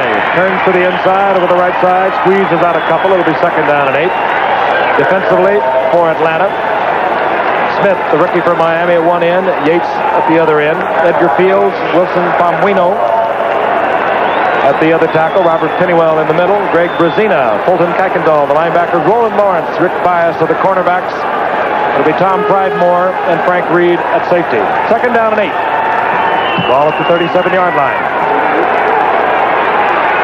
Steve Largent. Split to the left. Sam McCullum, top of your screen. Those are the wide receivers for Seattle. Dorn has the time. Man is open. And he connects. It's McCullum. And McCullum has a first down. He's inside Atlanta territory. And when you give Zorn the time, he'll get his receivers open and he can put it on a string. And he really goes right back to it, doesn't he, Fran? Look at McCullum isolated. He really does. Sam McCullum makes a stiff arm here. Pretty good run of the football. He went to Seattle in the expansion draft as you look at Sam McCullum from the Minnesota Vikings. Good receiver at Minnesota and doing a good job for the Seattle Seahawks. Zorn has got him moving again. Atlanta better stiffen up that defense. Single coverage on McCullum that time. Double coverage on Largent. Even when Largent is not receiving the ball, he is a force. Handoff is Dornick, and the big man gets about 3 yards. Give him 4. It'll be second down and 6. Robert Pennywell in on the stop. Got a big one coming up next Monday night. Critical to the standings in the AFC East and Central. The Oilers against the Dolphins. The two teams, Frank, that gave us the best Monday night football game, I think, in the history of the series. 35-31 last year. Houston over Miami. And boy, did Baltimore help Miami yesterday. Yes, but Dolphins riddled by injuries yesterday. Just riddled by them. Second down, call it 5. The ball at the 32-yard line. Handoff, Dornick. Ball is loose. Atlanta's all over it. And Atlanta gets the turnover. That's the break they needed. Jeff Yates at the bottom of that pile. That's exactly what they needed to break the momentum of the Seattle team. Dornick coughs it up, and Atlanta, trailing by 7, will have the football. Good field position. We'll be back in Atlanta in just a moment. You can own number 1. The Datsun 280ZX is the most popular sports car in the world. Winningest car in its class. Fuel-injected 2.8-liter engine, 4-wheel disc brakes, full track certified instrumentation. All for thousands less than its reputation. Take number 1 off the track and you're driving number 1 on the road. The 280ZX. Test price it today. To give you the best for less. Time for milk. Any meal is the right time for milk. A glass of milk makes a meal taste fine.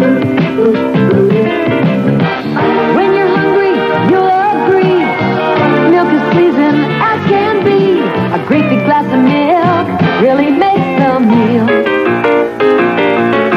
A great big glass of milk really makes the meal. Your favorite television stars up to their necks in fun.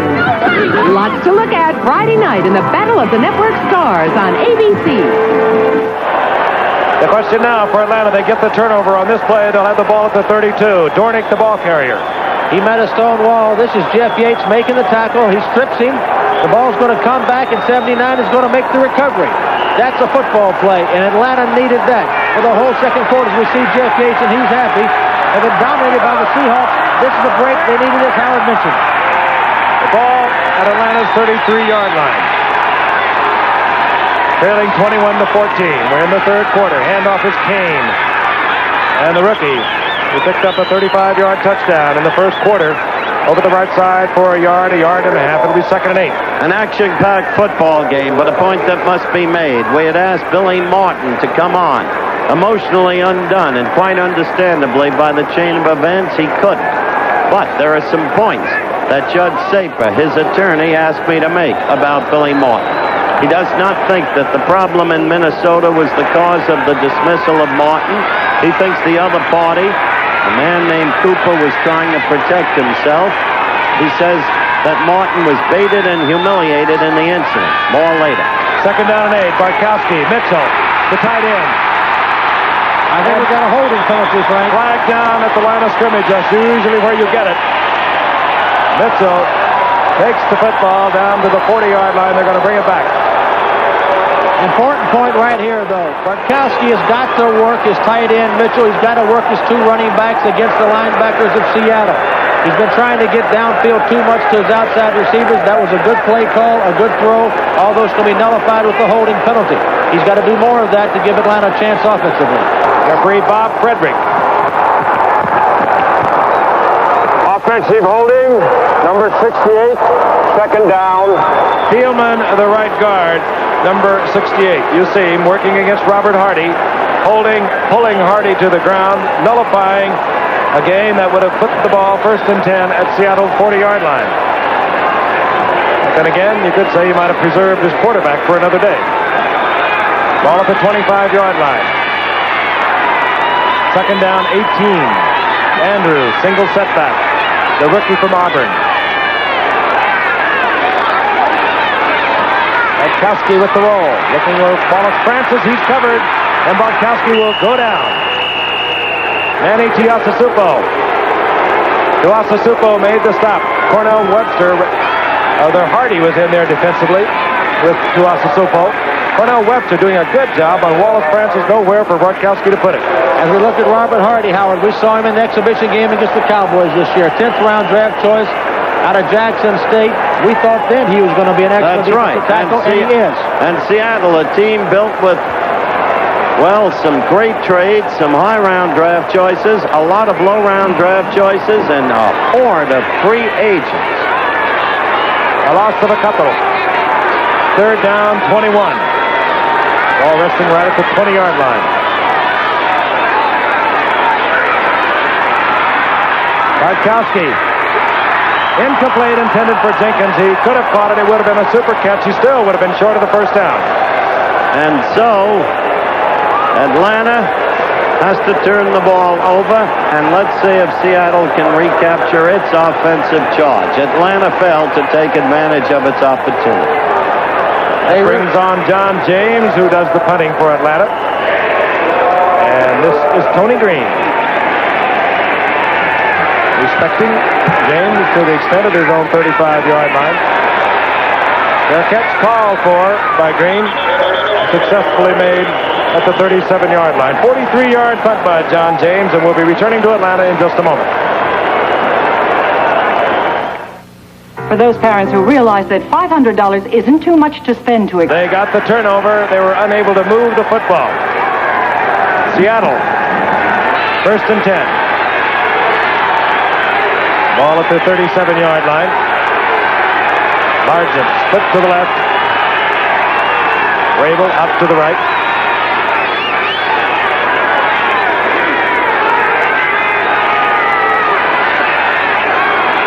Largent beats the 30-second clock as he changes it off. Going for Largent. And what a catch. Largent inside the 15-yard line. And what a call by Zorn.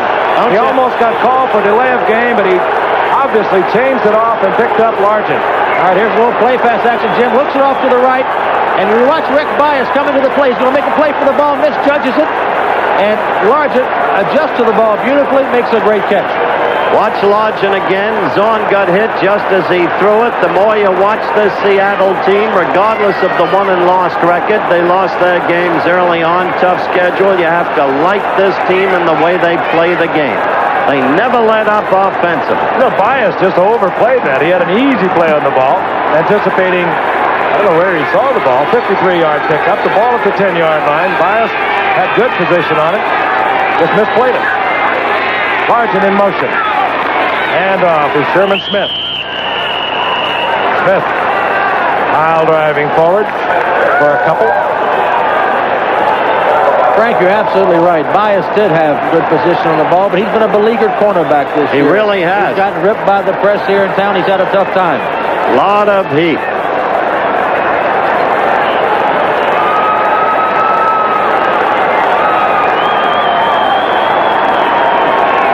They mark it at the 9-yard line, so it'll be 2nd and 9. Let's look for the pass on this play.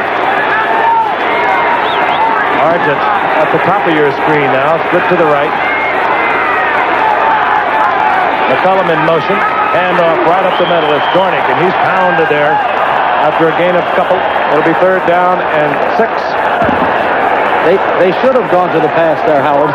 And Dornick is leaving the game. Came out of that pile-up limping. And that should produce Al Hunter, good All-American a few years ago at Notre Dame. That's a kid who looked like he had super potential. And the Seattle people tell you flatly that he just hasn't lived up to it. Hunter, I mean. 3rd down, the ball at the 7-yard line. Argent split again to the right. Hunter is number 24. He's going to throw to the outside receiver over here. Hangs it up. Out towards McCullum, incomplete. And we will see Efren Herrera, the gifted and noted receiver of the Seattle Seahawks. Oh, I love that play. That, to me, was the highlight of the season. In case you missed it, on a 54-yard field goal set, it was Jim Zorn throwing over the middle for a 1st down to Efren Herrera in the first half. You may yet see Premian in that role. After all, he tried to be a passer. So did Erxleben.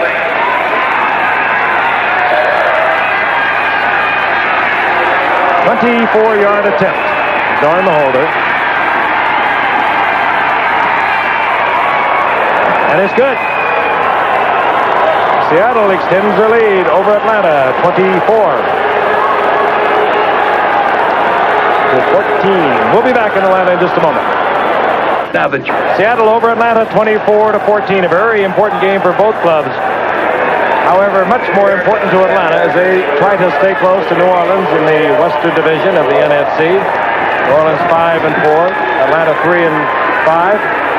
They can move into a tie with the Los Angeles Rams, a game behind New Orleans if they can pull this game out tonight, but they're having tough sledding. Dennis Pearson for Atlanta.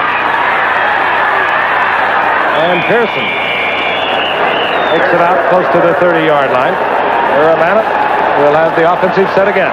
Frank, we've said that Atlanta's offense has done nothing since the first quarter, but let's give the Seattle Seahawks defense some credit here. They have really played good defensive football. Interesting thing to watch in this series.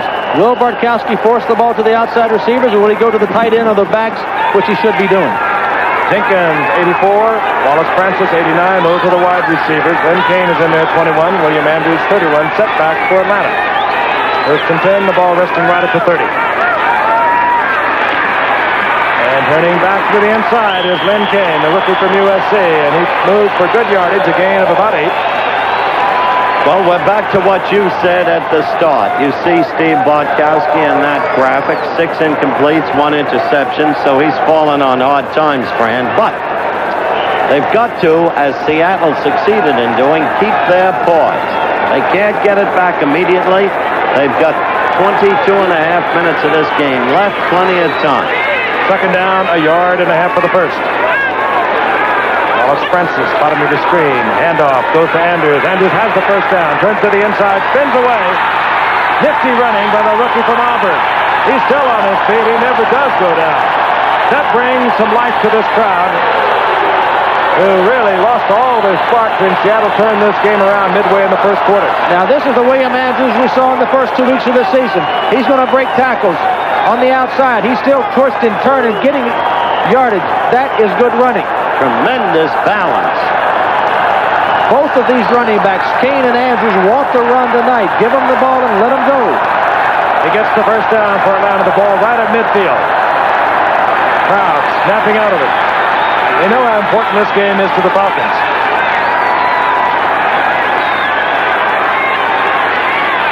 Kane following Andrews. Flag is down, where it usually is followed by an offensive call. Kane getting inside the 45-yard line, and again the flag is down. This time it's indicated against Seattle. Now the crowd is coming to life, and now Atlanta is using those bookends, Ken and Bryant, and they're pouring through the line on the ground. And they're using those 2 young rookie running backs who are fresh and ready to run. Jim Mitchell being offered the option by referee Bob Frederick. starts to come down again, and the umbrellas go up. You'll see a picture of that in a moment. Here's the call. Defense, number 71, offside. Still first down. Eller was offside. The penalty was accepted. There was a gain by Kane of about 6. They take the 5-yard penalty. The down remains the same as 1st and 5. This is Kane once again. Another flag is down. Kane has... That has got to be offensive holding.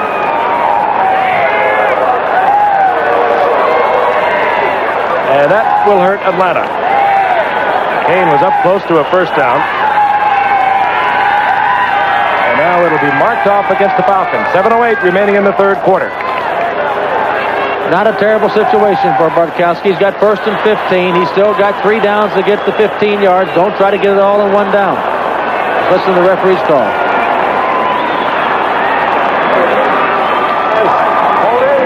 Still first down. He did not pick up the Atlanta Falcon who was holding. Down remains the same, however. It'll be 1st and 15. Ball at the 45-yard line, and the rain is falling. Wallace Francis splits to the right. Bartkowski to the air. This is Andrews. And Andrews gets about 4 of it back.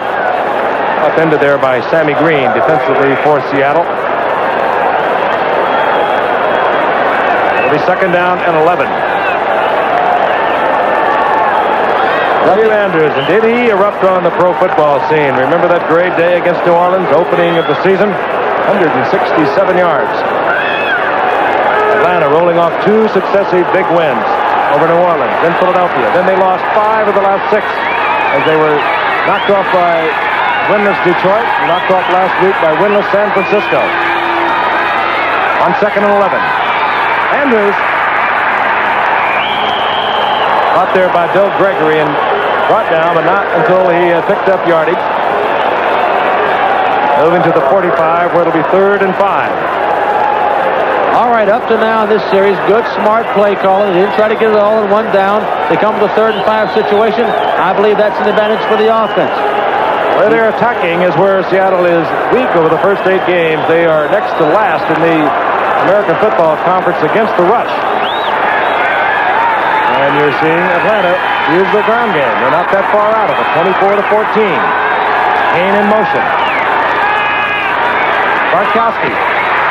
Incomplete. Intended there for Jenkins. Big play. Big play, and Bartkowski, give him credit. He put the ball right on the numbers. Jenkins did not come up with a play. You'll watch him here. Not bad coverage by Webster either. Not bad. He ran a little curl-in pattern. The ball is going to be delivered on time. He'll get hit right in the shoulder patch of the ball. It bounces off. Should have made the play. Pretty clear, wasn't it? Yes, it was. There's Cornell Webster. John James comes on 4th down. Tony Green positions himself in the middle of the field. James tries to come back with what he was successful with earlier, but this time Tony Green calls for and makes the fair catch at the 13-yard line.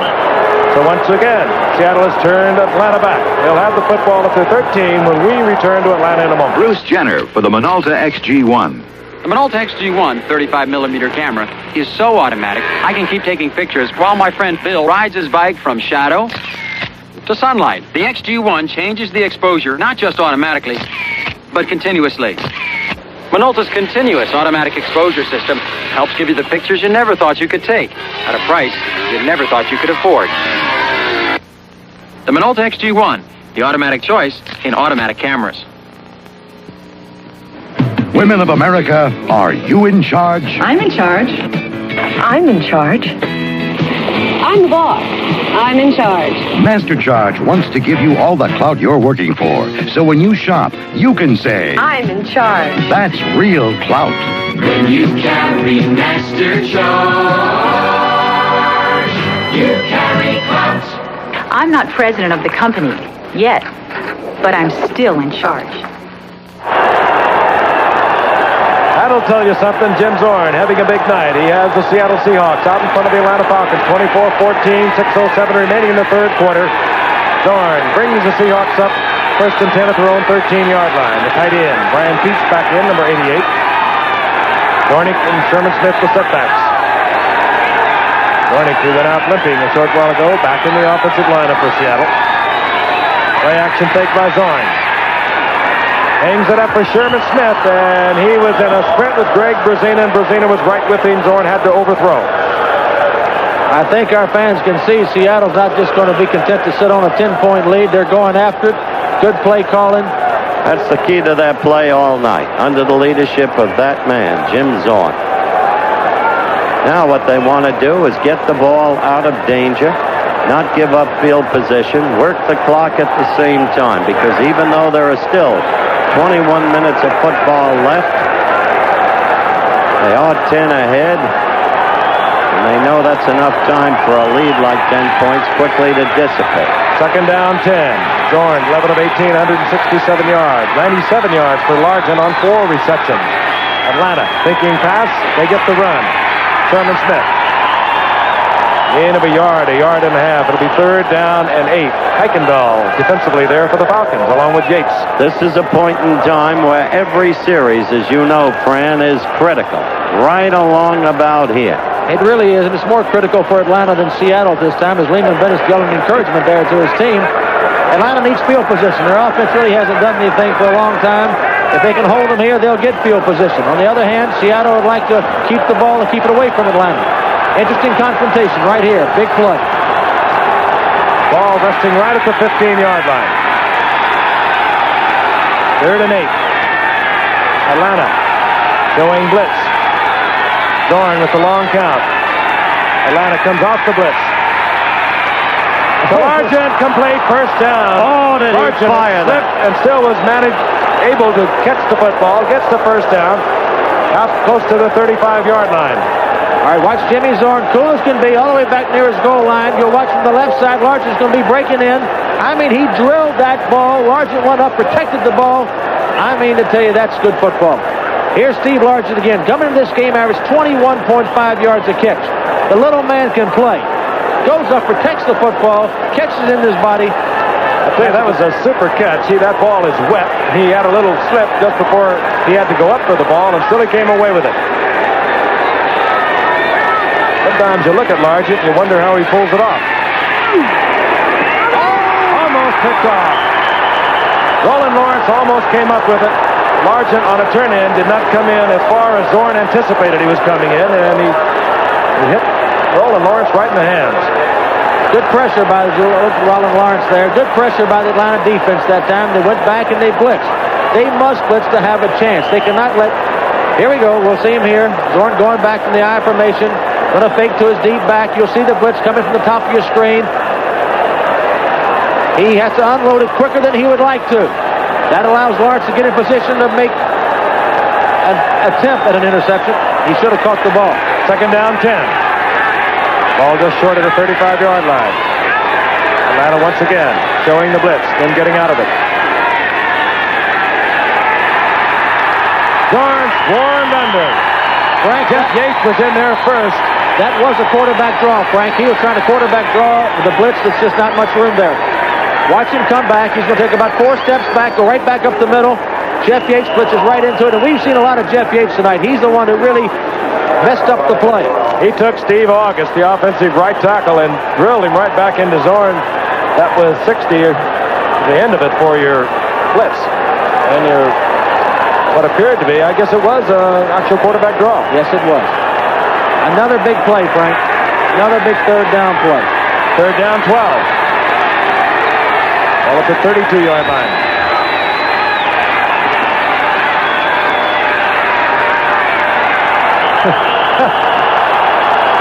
They faked the blitz, and that confused him. He was going to call an audible, didn't like what he saw, and is going back to the sideline to using it timeout to do so.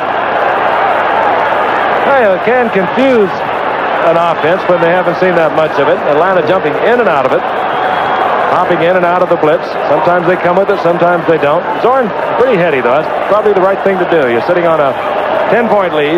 You don't want to get hurt down here. That is Howard Mudd, former great offensive guard for the San Francisco 49ers. Jimmy, don't you know you're not supposed to talk to offensive linemen and get strategy? But Howard Mudd is talking up to the booth to Jerry Rome, a former quarterback, and that makes sense, Howard. I'll tell you this, Jerry Rome, as we said during the preseason, prime candidate to become a head coach, a brilliant coach in the development and handling of young quarterbacks. Had his training down in Dallas, didn't he? He did indeed. Let's set the stage for this. This is a tough offensive team to defense, Frank. But I think the only chance Atlanta has is to try to put some heat on him and put a blitz on him. If they don't blitz, safety men or whatever, he's going to have too much time to throw the ball, and his receivers are beating the Atlanta defensive backs. They have not been able to pressure him all night without a blitz. Gorn is a very accurate passer. He has Largent, Rabel, and McCullum, 3 wide receivers. Largent comes out to the left, McCullum in the slot, Rabel split to the right. 3rd down, 13, the ball at the 32-yard line. Safety blitz. They're going to safety blitz. There they go. And they got him. Incomplete.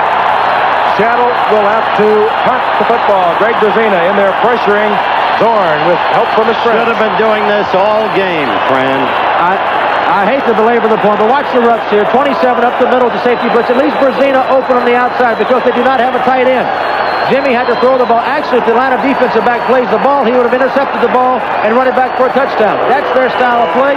They better stay with it if they want to stop the Seattle offense or have any chance of it. What it does for Atlanta, it gives them potential good field position. Weaver on to punt for Seattle. Punt block is on.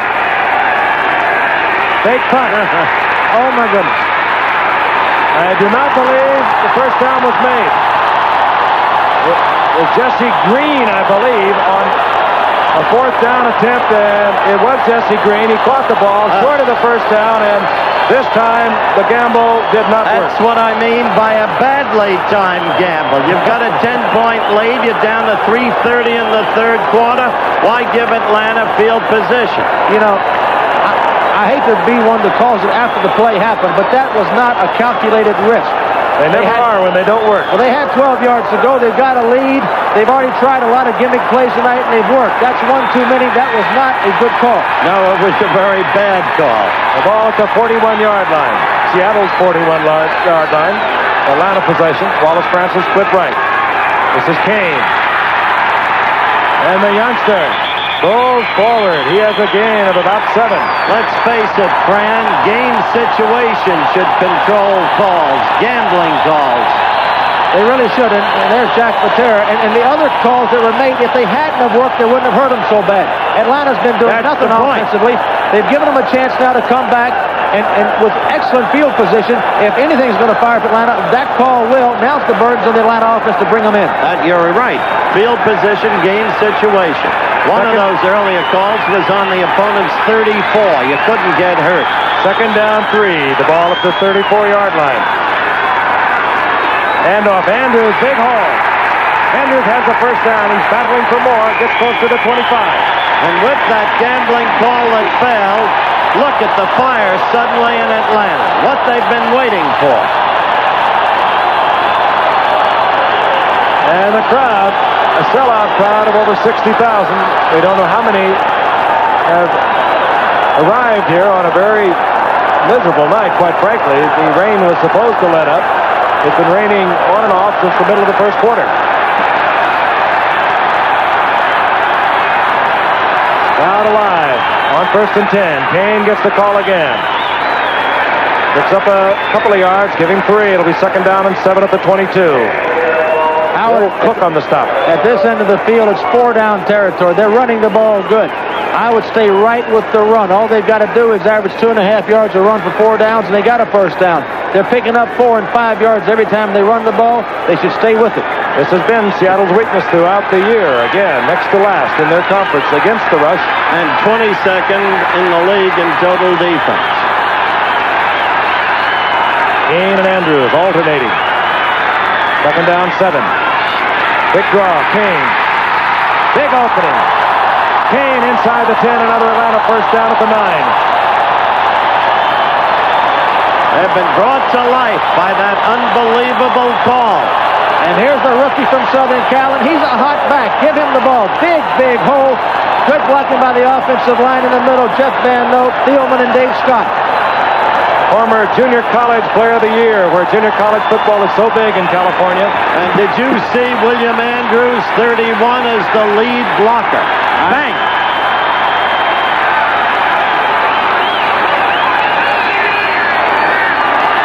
First and goal, the ball at the 9-yard line. Kane gets the call, gets close to the 5-yard line. They'll mark it at the 6. Gain of 3, it'll be 2nd and 7. I'll tell you, guys, there's Lehman Bennett, and he's trying to figure out what in the world to call here. When you get the ball first and goal on the 9-yard line, it really stretches your running game. But they're running so well, I think they ought to stay with it. Ordinarily, I wouldn't.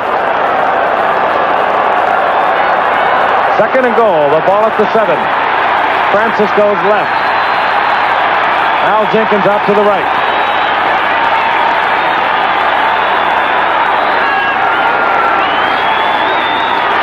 Hand off. Andrews, and he's piled up.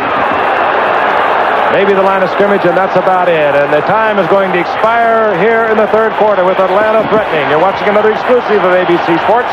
Seattle 24, Atlanta 14. Will return for the 4th quarter in a moment.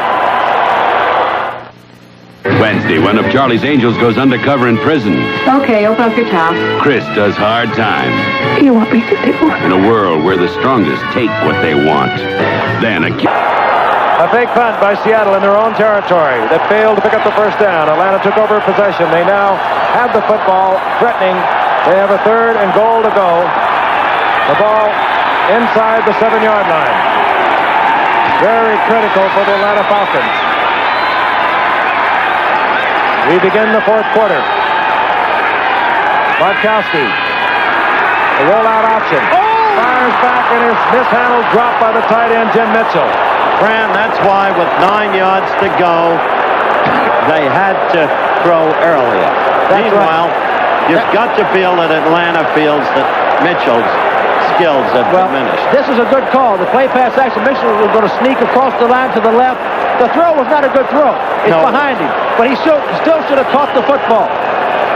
He still should have caught the football. Of course he should have. The man's been an all-pro tight end. 4th down, out comes Tim Mazzetti. He's had his problems. He missed a couple of chip shots last week against San Francisco. He missed a little one that could have won the Denver game that Denver ultimately won in overtime. John James holds. This one was kicked low and was blocked. No good. Now they're booing the bartender from Philadelphia out of the University of Pennsylvania. The great hero a year ago in a Monday night game when he kicked 5 field goals and beat Los Angeles 15-9. He's missed 2 extra points in his last 2 games. Eddie LeBaron told me today his problem has become mental. It really has. Early in the year, he missed a field goal against Denver to win a game. There's Jim Mitchell. He's disgruntled. He missed a field goal against Detroit to win that game. And it really has gotten mental with him. The kid's a pretty together kid, but it's gotten to him. That ball was kicked low. No one is feeling worse right now than Jim Mitchell. That field goal attempt probably would not have been necessary. Ball was slightly behind him, but it should have been caught. He could have scored. On 1st and 10, Sherman Smith gets the call. Picked up by Pridemore after he gets over the 25 to the 26, a gain of 6, 2nd and 4. Well, you know what Seattle wants to do? They want to play ball control. How much they'll keep it on the ground, how much they'll go in. He's not afraid. He'll throw the football. I think they won't sit on it. I think they'll continue to throw the football because this is a tough defense to run against, but it's a relatively easy defense to throw against. Not much that Seattle has not tried tonight. 2nd down, 4. Ball at the 26. Hand off. Dornick. Both arms on the football, a la Zonka. Dropped close to a 1st down. Bob Uecker in the yard line. And it is Seattle 1st down. Seattle sporting a 24-14 lead. 3-5 in their Western Division of the AFC. San Diego and Denver, of course, on top there, both with 6-3 records.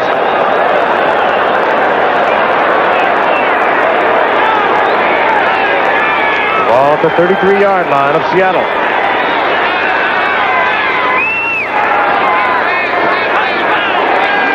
Zorn looks quickly to the right. There's receiver there. Peets, the tight end not open. He turned, went to McCullum. Incomplete.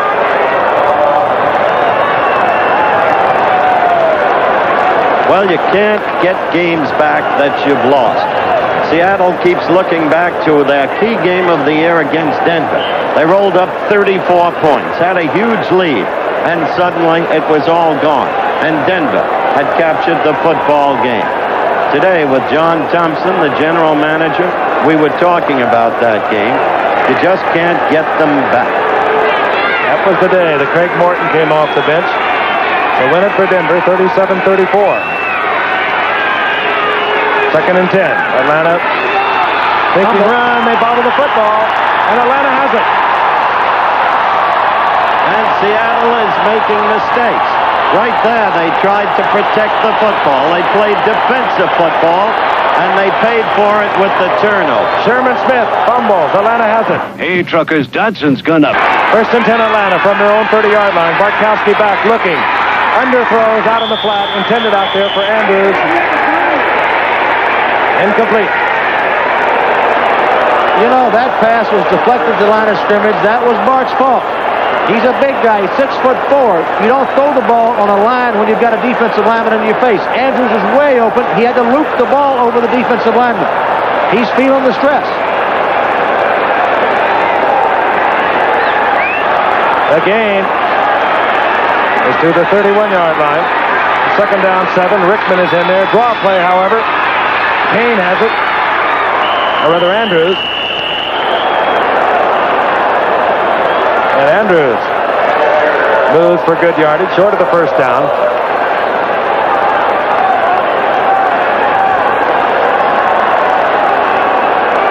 All right, situation here, Frank. Third down in that part of the field. You really got to figure you got 2 downs to make it. The call here is a running play.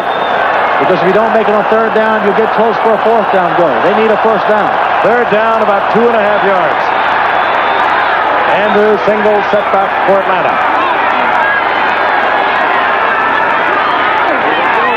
Andrews gets the call. He's very close to the first down. Ornell Webster of Seattle says no, he does not have it, but we are probably going to have a measurement.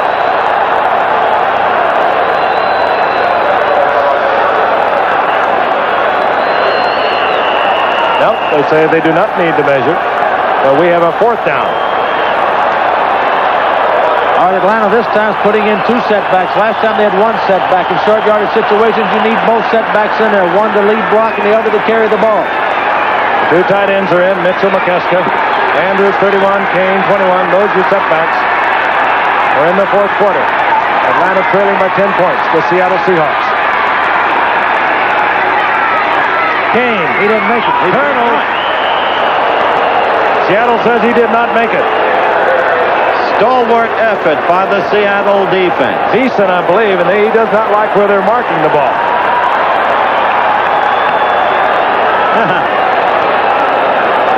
If he made it, it's an absolute miracle. Yeah, but the way they put it down, he may have.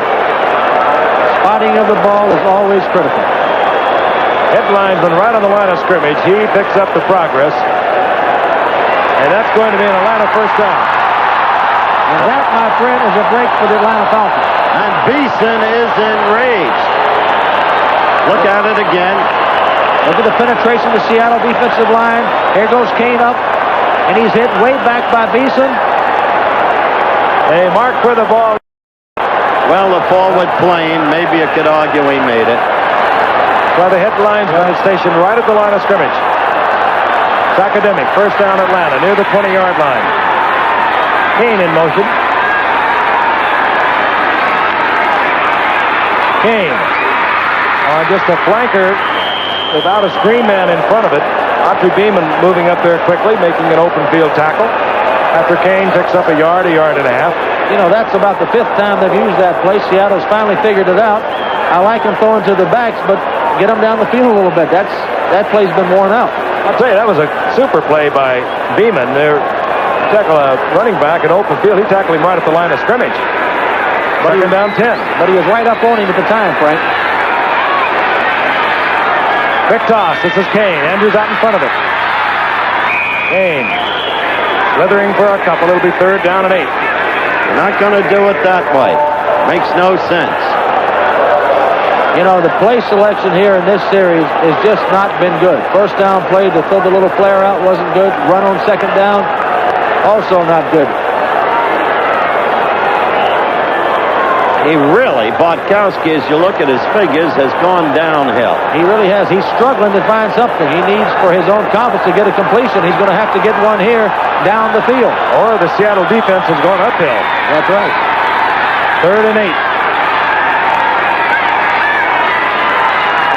Francis in motion. Bartkowski has the time. That's it. Billy Rickman, touchdown Atlanta. Atlanta back in the ball game. All right. Close. And Bartkowski back in the ball game. The most critical down of the game thus far. Credit to that offensive line. They gave him the time. They really did. It's a crossing pass. Takes a long time. Bartkowski, to his credit, had poise, threw that one on the money. Little Billy Rickman hadn't been used much this year. He's got another little man, Howard. He's got one great hands, not much speed, and he's small. But he makes plays for him whenever he gets into the football game. He was super last year, Rickman, filling in for Alfred Jenkins. He just has not played much this year, and he has brought, along with Bartkowski, Atlanta back into this football game. Mazzetti. Crowd holding his breath. The conversion is good. And Atlanta has drawn close. They're within a field goal of tying this football game up. We'll be back in a moment. Best Zenith ever, System 3 is even better. Even better. The sharpest Zenith picture ever. Sharpest picture. An all-modular chassis designed to be the most reliable Zenith ever. Most reliable. And now, better sound. 4 speakers, audio jacks, even an audio control center. Better sound. Zenith, System 3. System 3. Now, even better. It's the Battle of the Network Stars with Dick Van Patten, Joanna Cassidy, Robert Conrad, Valerie Bertinelli, Ed Asner, and more. Friday on ABC. He's not been used that frequently this year. Billy Rickman last year filling in for an injured Al Jenkins. He caught 45 passes, so we know he can do it, and he has just brought Atlanta back into this football game. They now trail the Seattle Seahawks 24-21. The key now will be to watch Zorn. He tried to sit on the football the last time. It was a critical mistake, resulted in a turnover, led to that Atlanta score. So it's a wide-open ball game again with 10 minutes left in the ball game. Seattle has helped Atlanta back into the game. That was Billy Rickman's first reception of the year, and what an important one for Atlanta. Tim Mazzetti pumps it. Tony Green at his 10-yard line.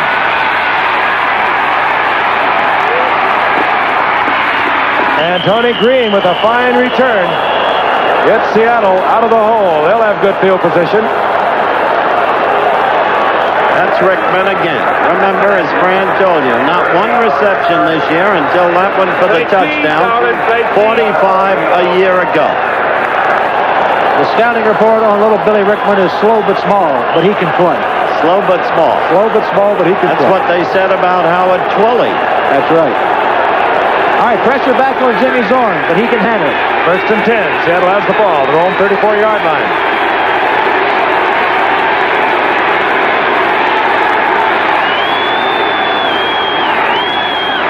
Play action. Going out to McCullum, incomplete. Good defensive play. Lawrence defensively for Atlanta. Not a good throw by Jim that time. A little tentative. He threw behind Sam McCullum. It'll be interesting to see if Atlanta's going to come and go with their blitzing-type defense to try to sit back and cover them. They shouldn't. They shouldn't. They should try to go live or die with their blitz because that's the best thing they got going for them. 9:46 remaining in regulation play. Crowd, a partisan one, of course, exhorting their Falcons. They vacillated between booing and exhorting. Good goal putt. Play action again by Zorn. Fires out. His favorite receiver is Largent. I'll tell you that he has the first down. It was lucky there. That was not a good throw. That ball waffled and it was low, and it was that man, Largent, who made the completion work. Well, you don't throw them all perfect, and you like to have an eraser out there like Steve Largent who can make that kind of catch for you. And that gives a little confidence to the quarterback. Now he'll get untracked a little bit. But there again, Atlanta didn't come with the all-out blitz, Howard. You've had your share of races.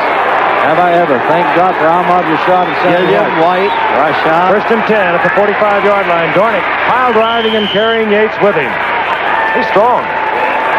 You refer to him as big. He goes about 210. 6'3", and that really isn't all that big anymore in professional football, but he picked up 3 yards. Took 3 yards. It'll be 2nd and 7. Don't forget next Monday night, folks, Houston at Miami. Remember, 35-31 Oilers a year ago. Grits Blitz. That's what we're looking for now. We haven't been seeing. Seconds ticking away. We're inside 9 minutes. Sargent split to the right. This is McCullum in motion. And off Sherman Smith. And Smith is hit initially there by Joel Williams. Smith short of the first down by about a yard and a half. Tough back, and what a big play now. We mentioned as the minutes waned down in the third quarter that every series was critical then. It's like Mr. Lombardi used to tell his players, you've got to give everything you've got on every single play, because any single play can determine the outcome of the entire game. That's what's at stake right here. Now, interesting thing, 3rd and 2, Seattle's come with their short yardage offense, the 2 big tight ends. But I would not be surprised to see him fake the run and go to the pass here. But let's see. Dornick. He should have. Short of the first. It'll be 4th and about a yard. Yates was there first, and then came his pals.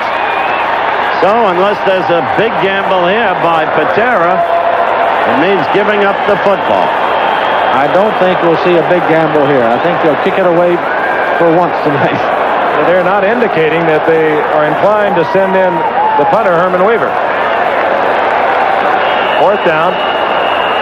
Maybe less than a yard, just about a yard. And Jack says, go get it, guys. Well, I'll tell you, this is an interesting call. He's got a lot of guts. I love Jack Patera. I think he's a great football coach. I respectfully disagree with this strategy at this time. I don't think Atlanta can drive the length of the field in Seattle, but they could from here. Whoa, what a play. Less than a yard.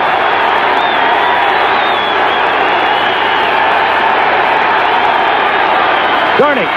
First down in a big opening, and Dornick is hanging onto the football as he battles close to the 25-yard line. And as you so often see on short yardage, once you're through, the linebackers have filled the gaps, and you'll get a big gainer. Well, that's why Jack Patera is the coach, and I'm up here. He knew what he was doing. Dornick comes right up the middle. He makes a big play, but some good blocking in the middle of the line with Yarno, Lynch, and Newton. Good job, offensive line. Short yardage situation, as Frank said, that's when you can really bust it. We've seen Leroy Harris do that twice in his days with Miami, Frank. Once in a big one. Everyone is filling gaps on short yardage. You get the opening, you can really tack it on. Once in a big one against Baltimore. All at the 17-yard line. That could take a lot out of Atlanta.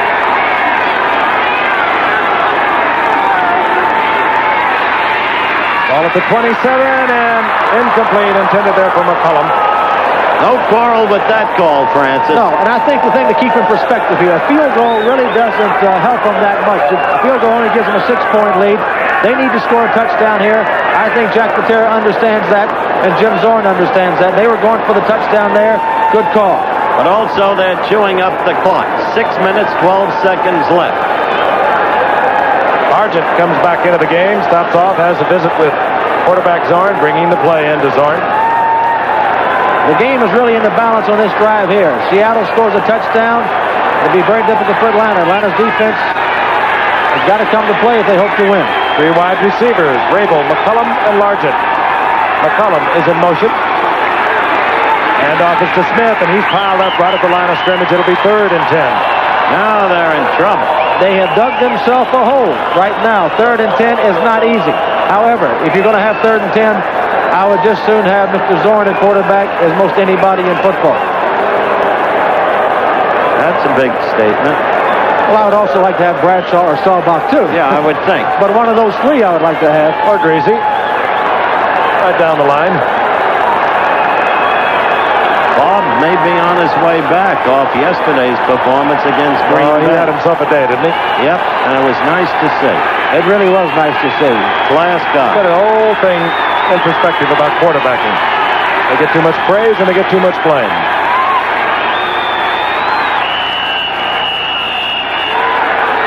Well, my goodness. Again, Seattle calls timeout. So, 5:21 remaining in the game. It'll be 3rd and 9 when we return to Atlanta for Seattle. You know what? The Seattle Seahawks down to 1 timeout. Zorn either did not like the information he got from the bench or did not like something was going on. Used another timeout. And Frankie's used 2 timeouts the second half. If they don't score and Atlanta does score, then he's going to be left with only 1 timeout to make a last-minute try at the victory. The ball at the 26-yard line, 3rd down and 9. Largest split to the left. They're coming after him. McCullum split to the right. Atlanta taking the vertical jump out of it, and Seattle bobbles the ball. Atlanta has it. Well, what you have just seen is Robert Pennywell recovers for Atlanta. What you've just seen is a whole series of foul-ups. Yep. And as Frank and Fran have discussed along with me so often, now watch the snap. It almost hits him in the chin. But no matter, the 2 wasted timeouts were the key. Because when the coach keeps sending in the plays, some confusion, especially with young people, can result. And you could see it almost happening before you hear. So Atlanta is still alive with 5 minutes, 18 seconds left. And the important part, Howard, if Atlanta does score, Seattle only has 1 timeout to use in the last couple minutes. 5:18 remaining in the game. Atlanta has the ball. They're at their own 26-yard line, and here comes Len Kane. And Kane pounded the stays on his feet at the line of scrimmage. I'll tell you, Terry Beeson made a great play there. Terry Beeson, the middle linebacker, met Kane as he cut back, and that was it. Gain of maybe a foot. It'll be 2nd down, long 9. There's Terry Beeson. Here it is, a running play on the 1st down. Watch 58 at the top of your screen coming to fill the hole. He's going to come from nowhere and make a play. He comes through the blocker. That's some football play. Gets a little help from Archie Beeman. Atlanta's going to have to throw the ball if they hope to get back in this thing. Rickman split to the left. Kane, 99 yards on the night rushing. Bartkowski is going to be sacked. Down he goes. Gregory was in there first. He got help from Duasasopo. Well, watch this. They're going for the touchdown, the long bomb. He's going to set up and pump and then try to hit Rickman long. This is not good football. Look at Gregory fight through that block. Only from a team as laden with personnel as Dallas could Gregory have been let go, and he went in a tree. But the point of the thing, Howard, they're trying to go for a long bomb on 2nd and 10 when your defense is expecting pass. They're going to pass rush you hard. It's just not a good call. Now they've got themselves in a hole of 3rd and 20. Clock moving, 4:10. Gregory with a big play. 3rd down, 18. Wallace Francis in motion. And was Tuiasosopo first, and then Gregory got the sack. Gregory second. Tuiasosopo pressuring, and then Gregory was there. Well, you can't win that way. That brings up 4th down, and James will have to punt, and he is going to be punting from the end zone. They had the ball 1st and 10 at their own 26-yard line. They are now inside their own 10 at the 9. Good defensive play by Seattle. Fair catch called for and made and grabbed by Tony Green. Atlanta's got it. Did they give him enough room? I think they did. It was his own man, I believe. 3:40 now on the clock. Frank, you got a flag down on the field. Atlanta might have had somebody going down the field too quickly. Flag down way back towards the end zone. That's what the call was. You're exactly man right. Downfield early. Ineligible man downfield. Isn't it amazing? This game at times so brilliantly played, so excitingly played, now deteriorating into being poorly played.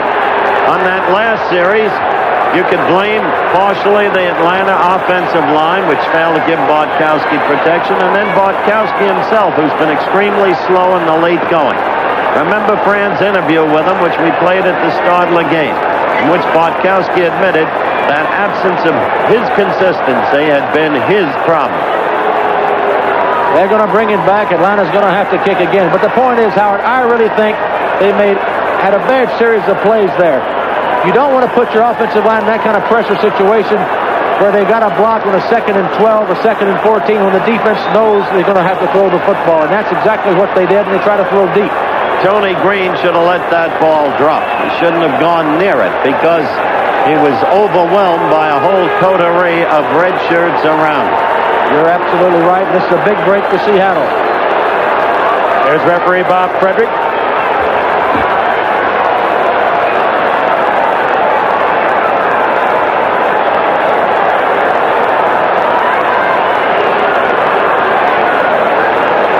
.340 left in the game. Here's the call. Ineligible man downfield on the kicking team. 5-yard penalty. Half the distance, not 5 yards, half the distance. Repeat of the 4th down. And this means that James will not have his customary dish, just about the yardage he would be kicking from. He's way at the back of the end zone, and you can really figure the Seattle's going to go for it. They do, but James hurries it, gets off a good kick. Fair catch called for cautiously by Tony Green, and rightfully so. So Seattle will have the football at the 45-yard line of the Atlanta Falcons. 3:32 remaining in the game. We'll be back in just a moment.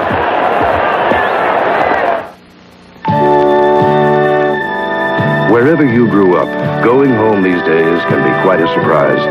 Because everywhere you go, America is remodeling. So good to see the folks again. So good to see. So many things to share. So good to see the home I knew and loved. And at Georgia Pacific, we're helping more Americans remodel with our products than ever before for living space. Always knew it had or enjoying space. great possibilities. And you can find the building materials you need at thousands of our registered dealers everywhere.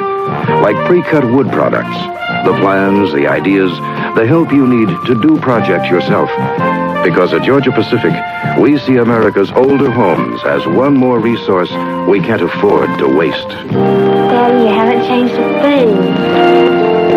Georgia Pacific. Oil, gas, coal, gypsum, timber, and the skill to manage them.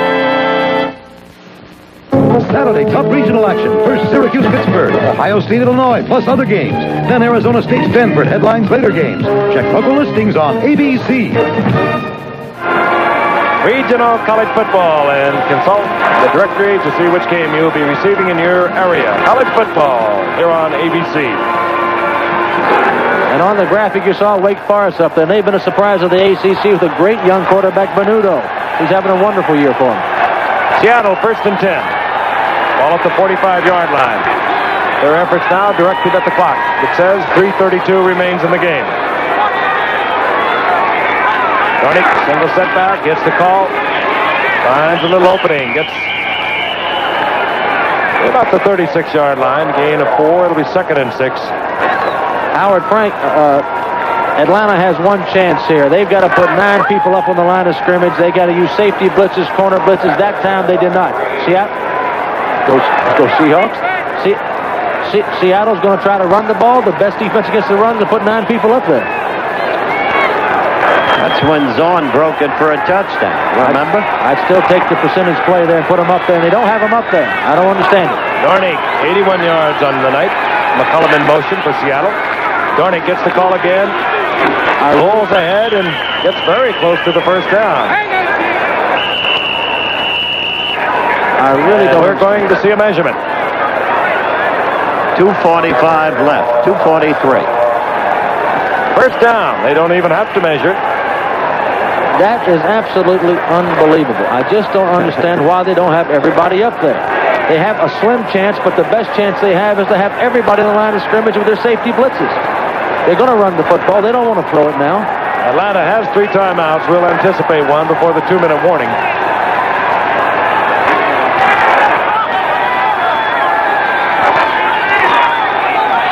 Seattle stretching the 30-second clock.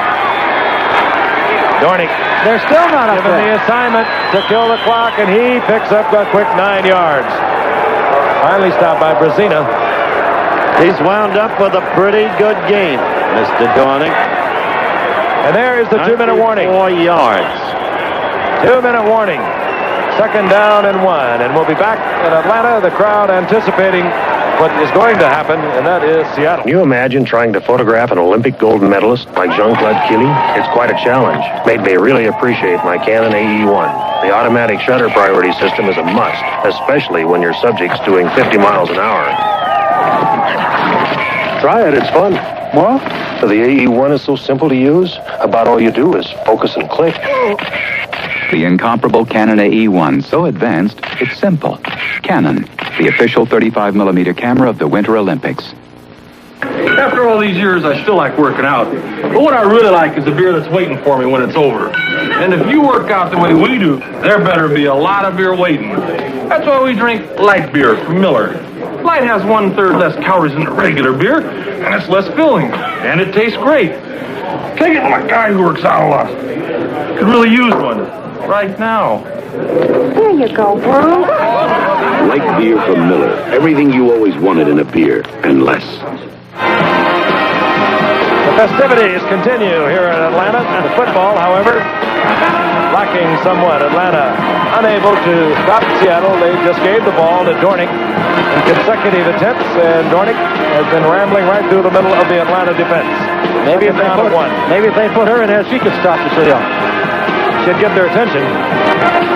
Little doubt about that. Ball close to the 25-yard line. Second down, 1. We've got Miami-Houston next Monday night. That ought to be quite a game. And then we have later in the year, Miami, that is, against New England. And Houston later against the Pittsburgh Steelers. Denver, San Diego coming up out in the AFC Western Division. Right now they're tied for the lead. They must be looking on tonight. Guess what, gang? They got everybody up this time. Second and 1.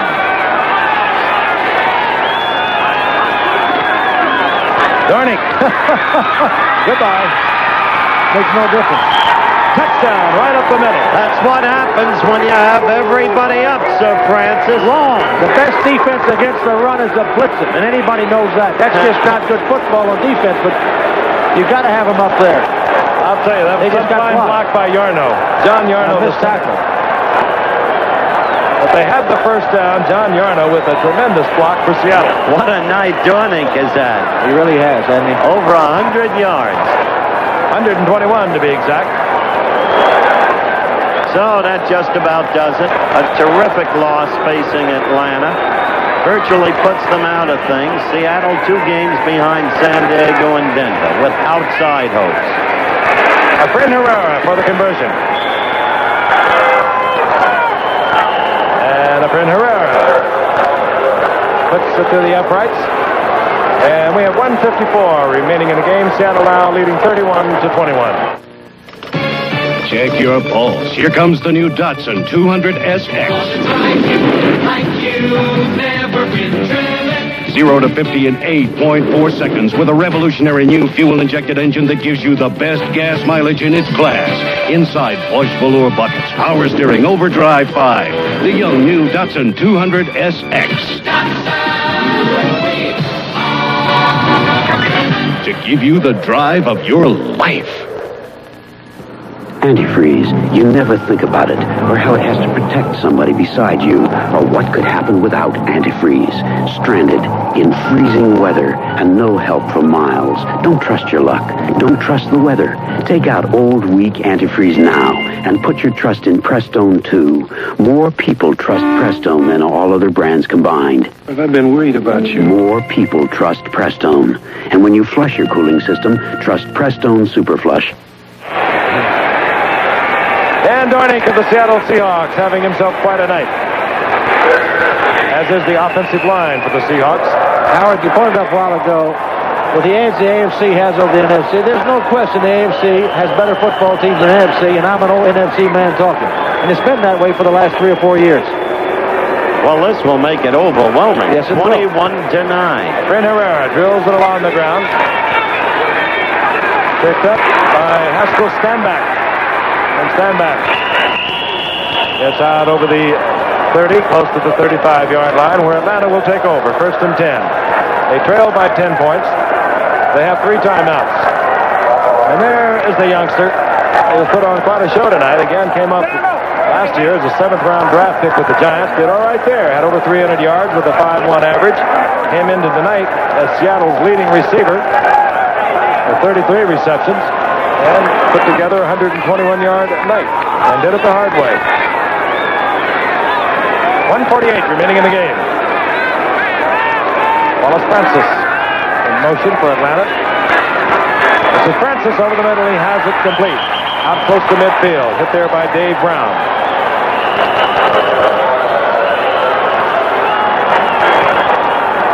Wallace Francis, I believe his first reception of the night. Yes, he's been suspiciously silent. Bartkowski, for whatever reason, hasn't thrown to him. Came in tonight with 37. But tonight he has not received much attention from the Atlanta offense.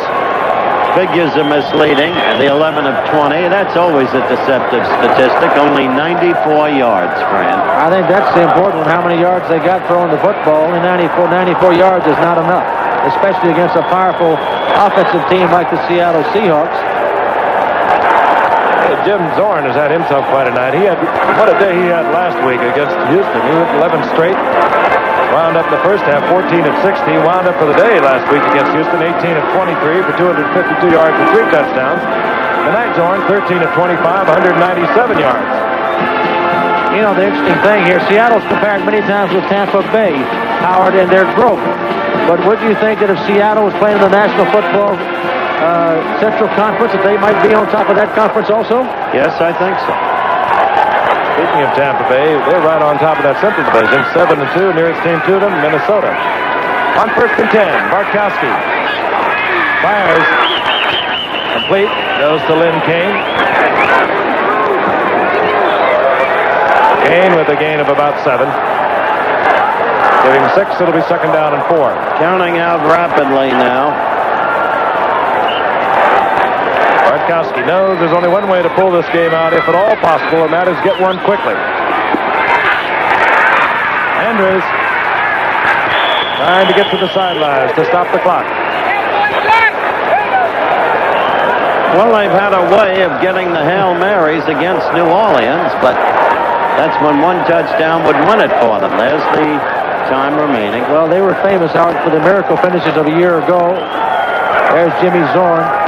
But this year they had one miracle finish. Hello, Jimmy. Good night.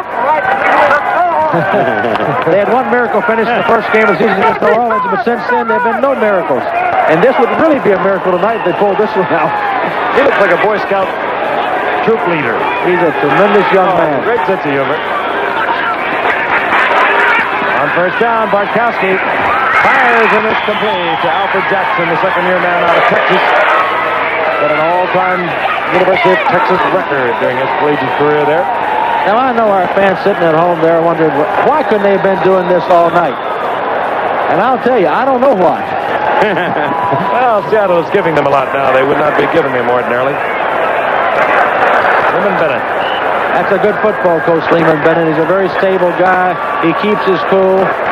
He's done a good job here in Atlanta. They're having troubles this year, but he's building a solid football organization, he and Eddie LeBaron. A tough loss for him tonight. Looking to the playoffs last year with a 9-7 record. On 1st down, Bartkowski again with a lot of time. Man open in the end zone is Brickman. Well. Brickman. Howard. Touchdown Atlanta. And you know what's coming up following the conversion? The stands are nearly, those still remaining are standing. And hope is eternal. Brickman, his 2nd touchdown of the night for Atlanta. And his 2nd catch of the season. Maybe they should be playing him more. This is a good throw by Steve. Brickman has beat his man over there. Cornell Webster. Little help by Archer Beamer, but he catches the ball. How about this scenario? They make the extra point onside kick and hit Big Ben down the right sideline. Then you'd have your miracle finish. I'm telling you. Mazzetti needs the conversion. He gets it. And stay tuned for the onside kick. 51 seconds on the clock. Now, you don't think Jacques Patera's a little nervous? As far-fetched as it may seem, I know he is. He'll have all of his sure hands along the front for Seattle. Receiver types. 51 seconds. Frank, let's talk about Big Ben and what it is. What Big Ben is, they line up 3 receivers on the same side of the field, send them down and say, run as far as you can, and Steve Bartkowski throw it as far as you can and hope that somebody will tip the ball to the other. Or you have pass interference. Now keep in mind also... Really, you're having yourself a night. Frank, keep in mind also, a field goal will put the thing in overtime. That might disrupt your getaway plans, but that's the way it is. I'd like to see it. Would you? Sounds good. Atlanta. They'll be going with the onside kick. Now, many times teams will shift their players all to one side of the field and then try the onside kick. Let's see if Atlanta goes to such a shift. Seattle has everyone up except one man deep. And most of the people they have up are either wide receivers, defensive backs, or running backs, people that are used to handling the football. That's who's up there to try to catch this onside kick. Let's see if Atlanta goes to the shift. I don't think they are. Yeah, they are. Here they come. Here they come. They're going to kick it to Seattle's shifting with them. And they'll kick it to the left side, Frank. I would think. Good kick. Has to go 10 yards. Good kick. Atlanta, what do you believe it? Have it. Well, listen. That ball had to travel 10 yards. And no oh, my goodness. Atlanta has it. They have it just about 10 yards and a foot. Can you imagine? Look at Jim Zahn doesn't believe it. Maybe we can get a look at Patera. Now, Atlanta has 2 timeouts, 50 seconds. They've got plenty of time. They've got the ball. Where is it, Frank? Is it on the 45-yard line? Ball at the 45-yard line. 2 timeouts remaining. They need a field goal to tie it up. That is a great onside kick. Give Tim Mazzetti a lot of credit. And he's been beleaguered this year, but boy, what a kick. This is getting interesting. They're not in the Big Ben. Wallace Francis spread out to the right with Alfred Jackson. Jackson in motion. They hit him earlier, coming across the middle from that set. He's open now. He's got him open. He's got him open. Wallace Francis out of bounds at the 12-yard line.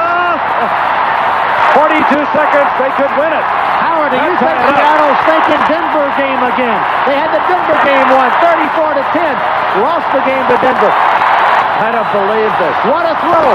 Steve Bartkowski, Alfred Jackson running the corner pattern. Perfect, right on the money. Wallace Francis. He finally found him twice in the late going. I'll bet 50,000 people have left this stadium. Yeah, what a tragedy. There's no one here really to see it. We're the only ones here. 2 timeouts. The ball situated right at the 10-yard line. A field goal, no problem. A touchdown wins it. All right, all he's got to be careful of here is don't throw the interception, throw for the end zone. 2 tight ends, McKeska and Mitchell. Single wide receiver. Wallace Francis, single setback, that is. He's got him. Oh! Did he intercept it? He intercepted it. The one thing he had a God again. Dave Brown. That's the interception. One thing. It was not hardly out of your mouth, friend. And you talk about a beleaguered man, which Dave Brown has been in his career. So, in an incredible finish, Atlanta blew an almost certain tie. All right, here he goes. He's really blind here, coming back. He's got a halfback on a swing down the sideline. Dave Brown drops off with his outside receiver, gets in position to make the interception, and he made it. What an interception. It was a beauty. Dave Brown, who started every game Seattle has ever played, and a former #1 draft pick with the Pittsburgh Steelers, comes up with a big play for Seattle. 35 seconds remaining. Seattle can run it out. Atlanta can stop it twice. Doesn't matter. I can picture George Allen. I got to tell you, people, my heart goes out to Steve Bartkowski because there was a game against the Los Angeles Rams some years ago when the quarterback for the Minnesota Vikings did the same thing in overtime to cost us the victory, and we got a tie. That's a tough feeling. And they wore the same number. Yes, he did. Well, you're our executive producer of ABC Sports is Bruin Arley. JBC's NFL Monday Night Football produced by Dennis Lewin, directed by Chester Forty. Our technical director, Bill Morris. Associate Director, Rob Biner. Technical manager, Coach Coltrane. Unit manager, Dennis Zabel. I mentioned George Allen because if ever there was a man who taught against mistakes, who knew how to take advantage of every opportunity, whose teams play opportunistic football, it was George Allen. And that was just a brutal mistake. They couldn't miss a tie. The thing about it, when I said he had somebody open, then he had to split in open inside, and he went to the swing halfback. That's the football game. Atlanta cannot stop it. That's right. Anymore. Timeouts are gone. 27 seconds on the clock, and there's Bartkowski. And you know what he's going through, but let's put it this way. He also brought him back into this game. Yes, he did. That's not what he'll remember. Of course it isn't. He's a competitor and a winner.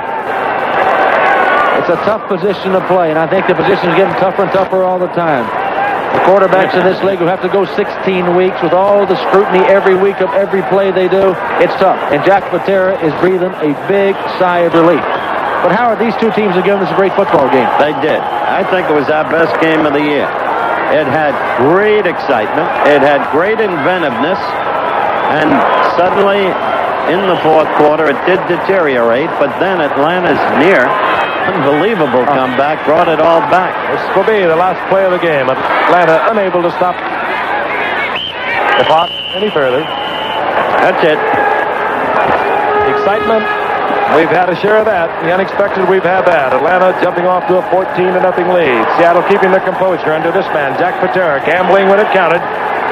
Coming back to ultimately win it 31-28 in a thriller. And for this man, it'll be a long night and a long week. Once again, the final score, Seattle 31, Atlanta 28. Be sure to join us next week for ABC's NFL Monday Night Football. The Houston Oilers against the Miami Dolphins from the Orange Bowl in Miami, Florida. Travel arrangements made through and a promotional fee paid by United Airlines. More people fly United to Hawaii than any other airline. This has been a presentation of the leader, ABC Sports, bringing you exclusive coverage when the world comes to America this February for the 1980 Winter Olympics.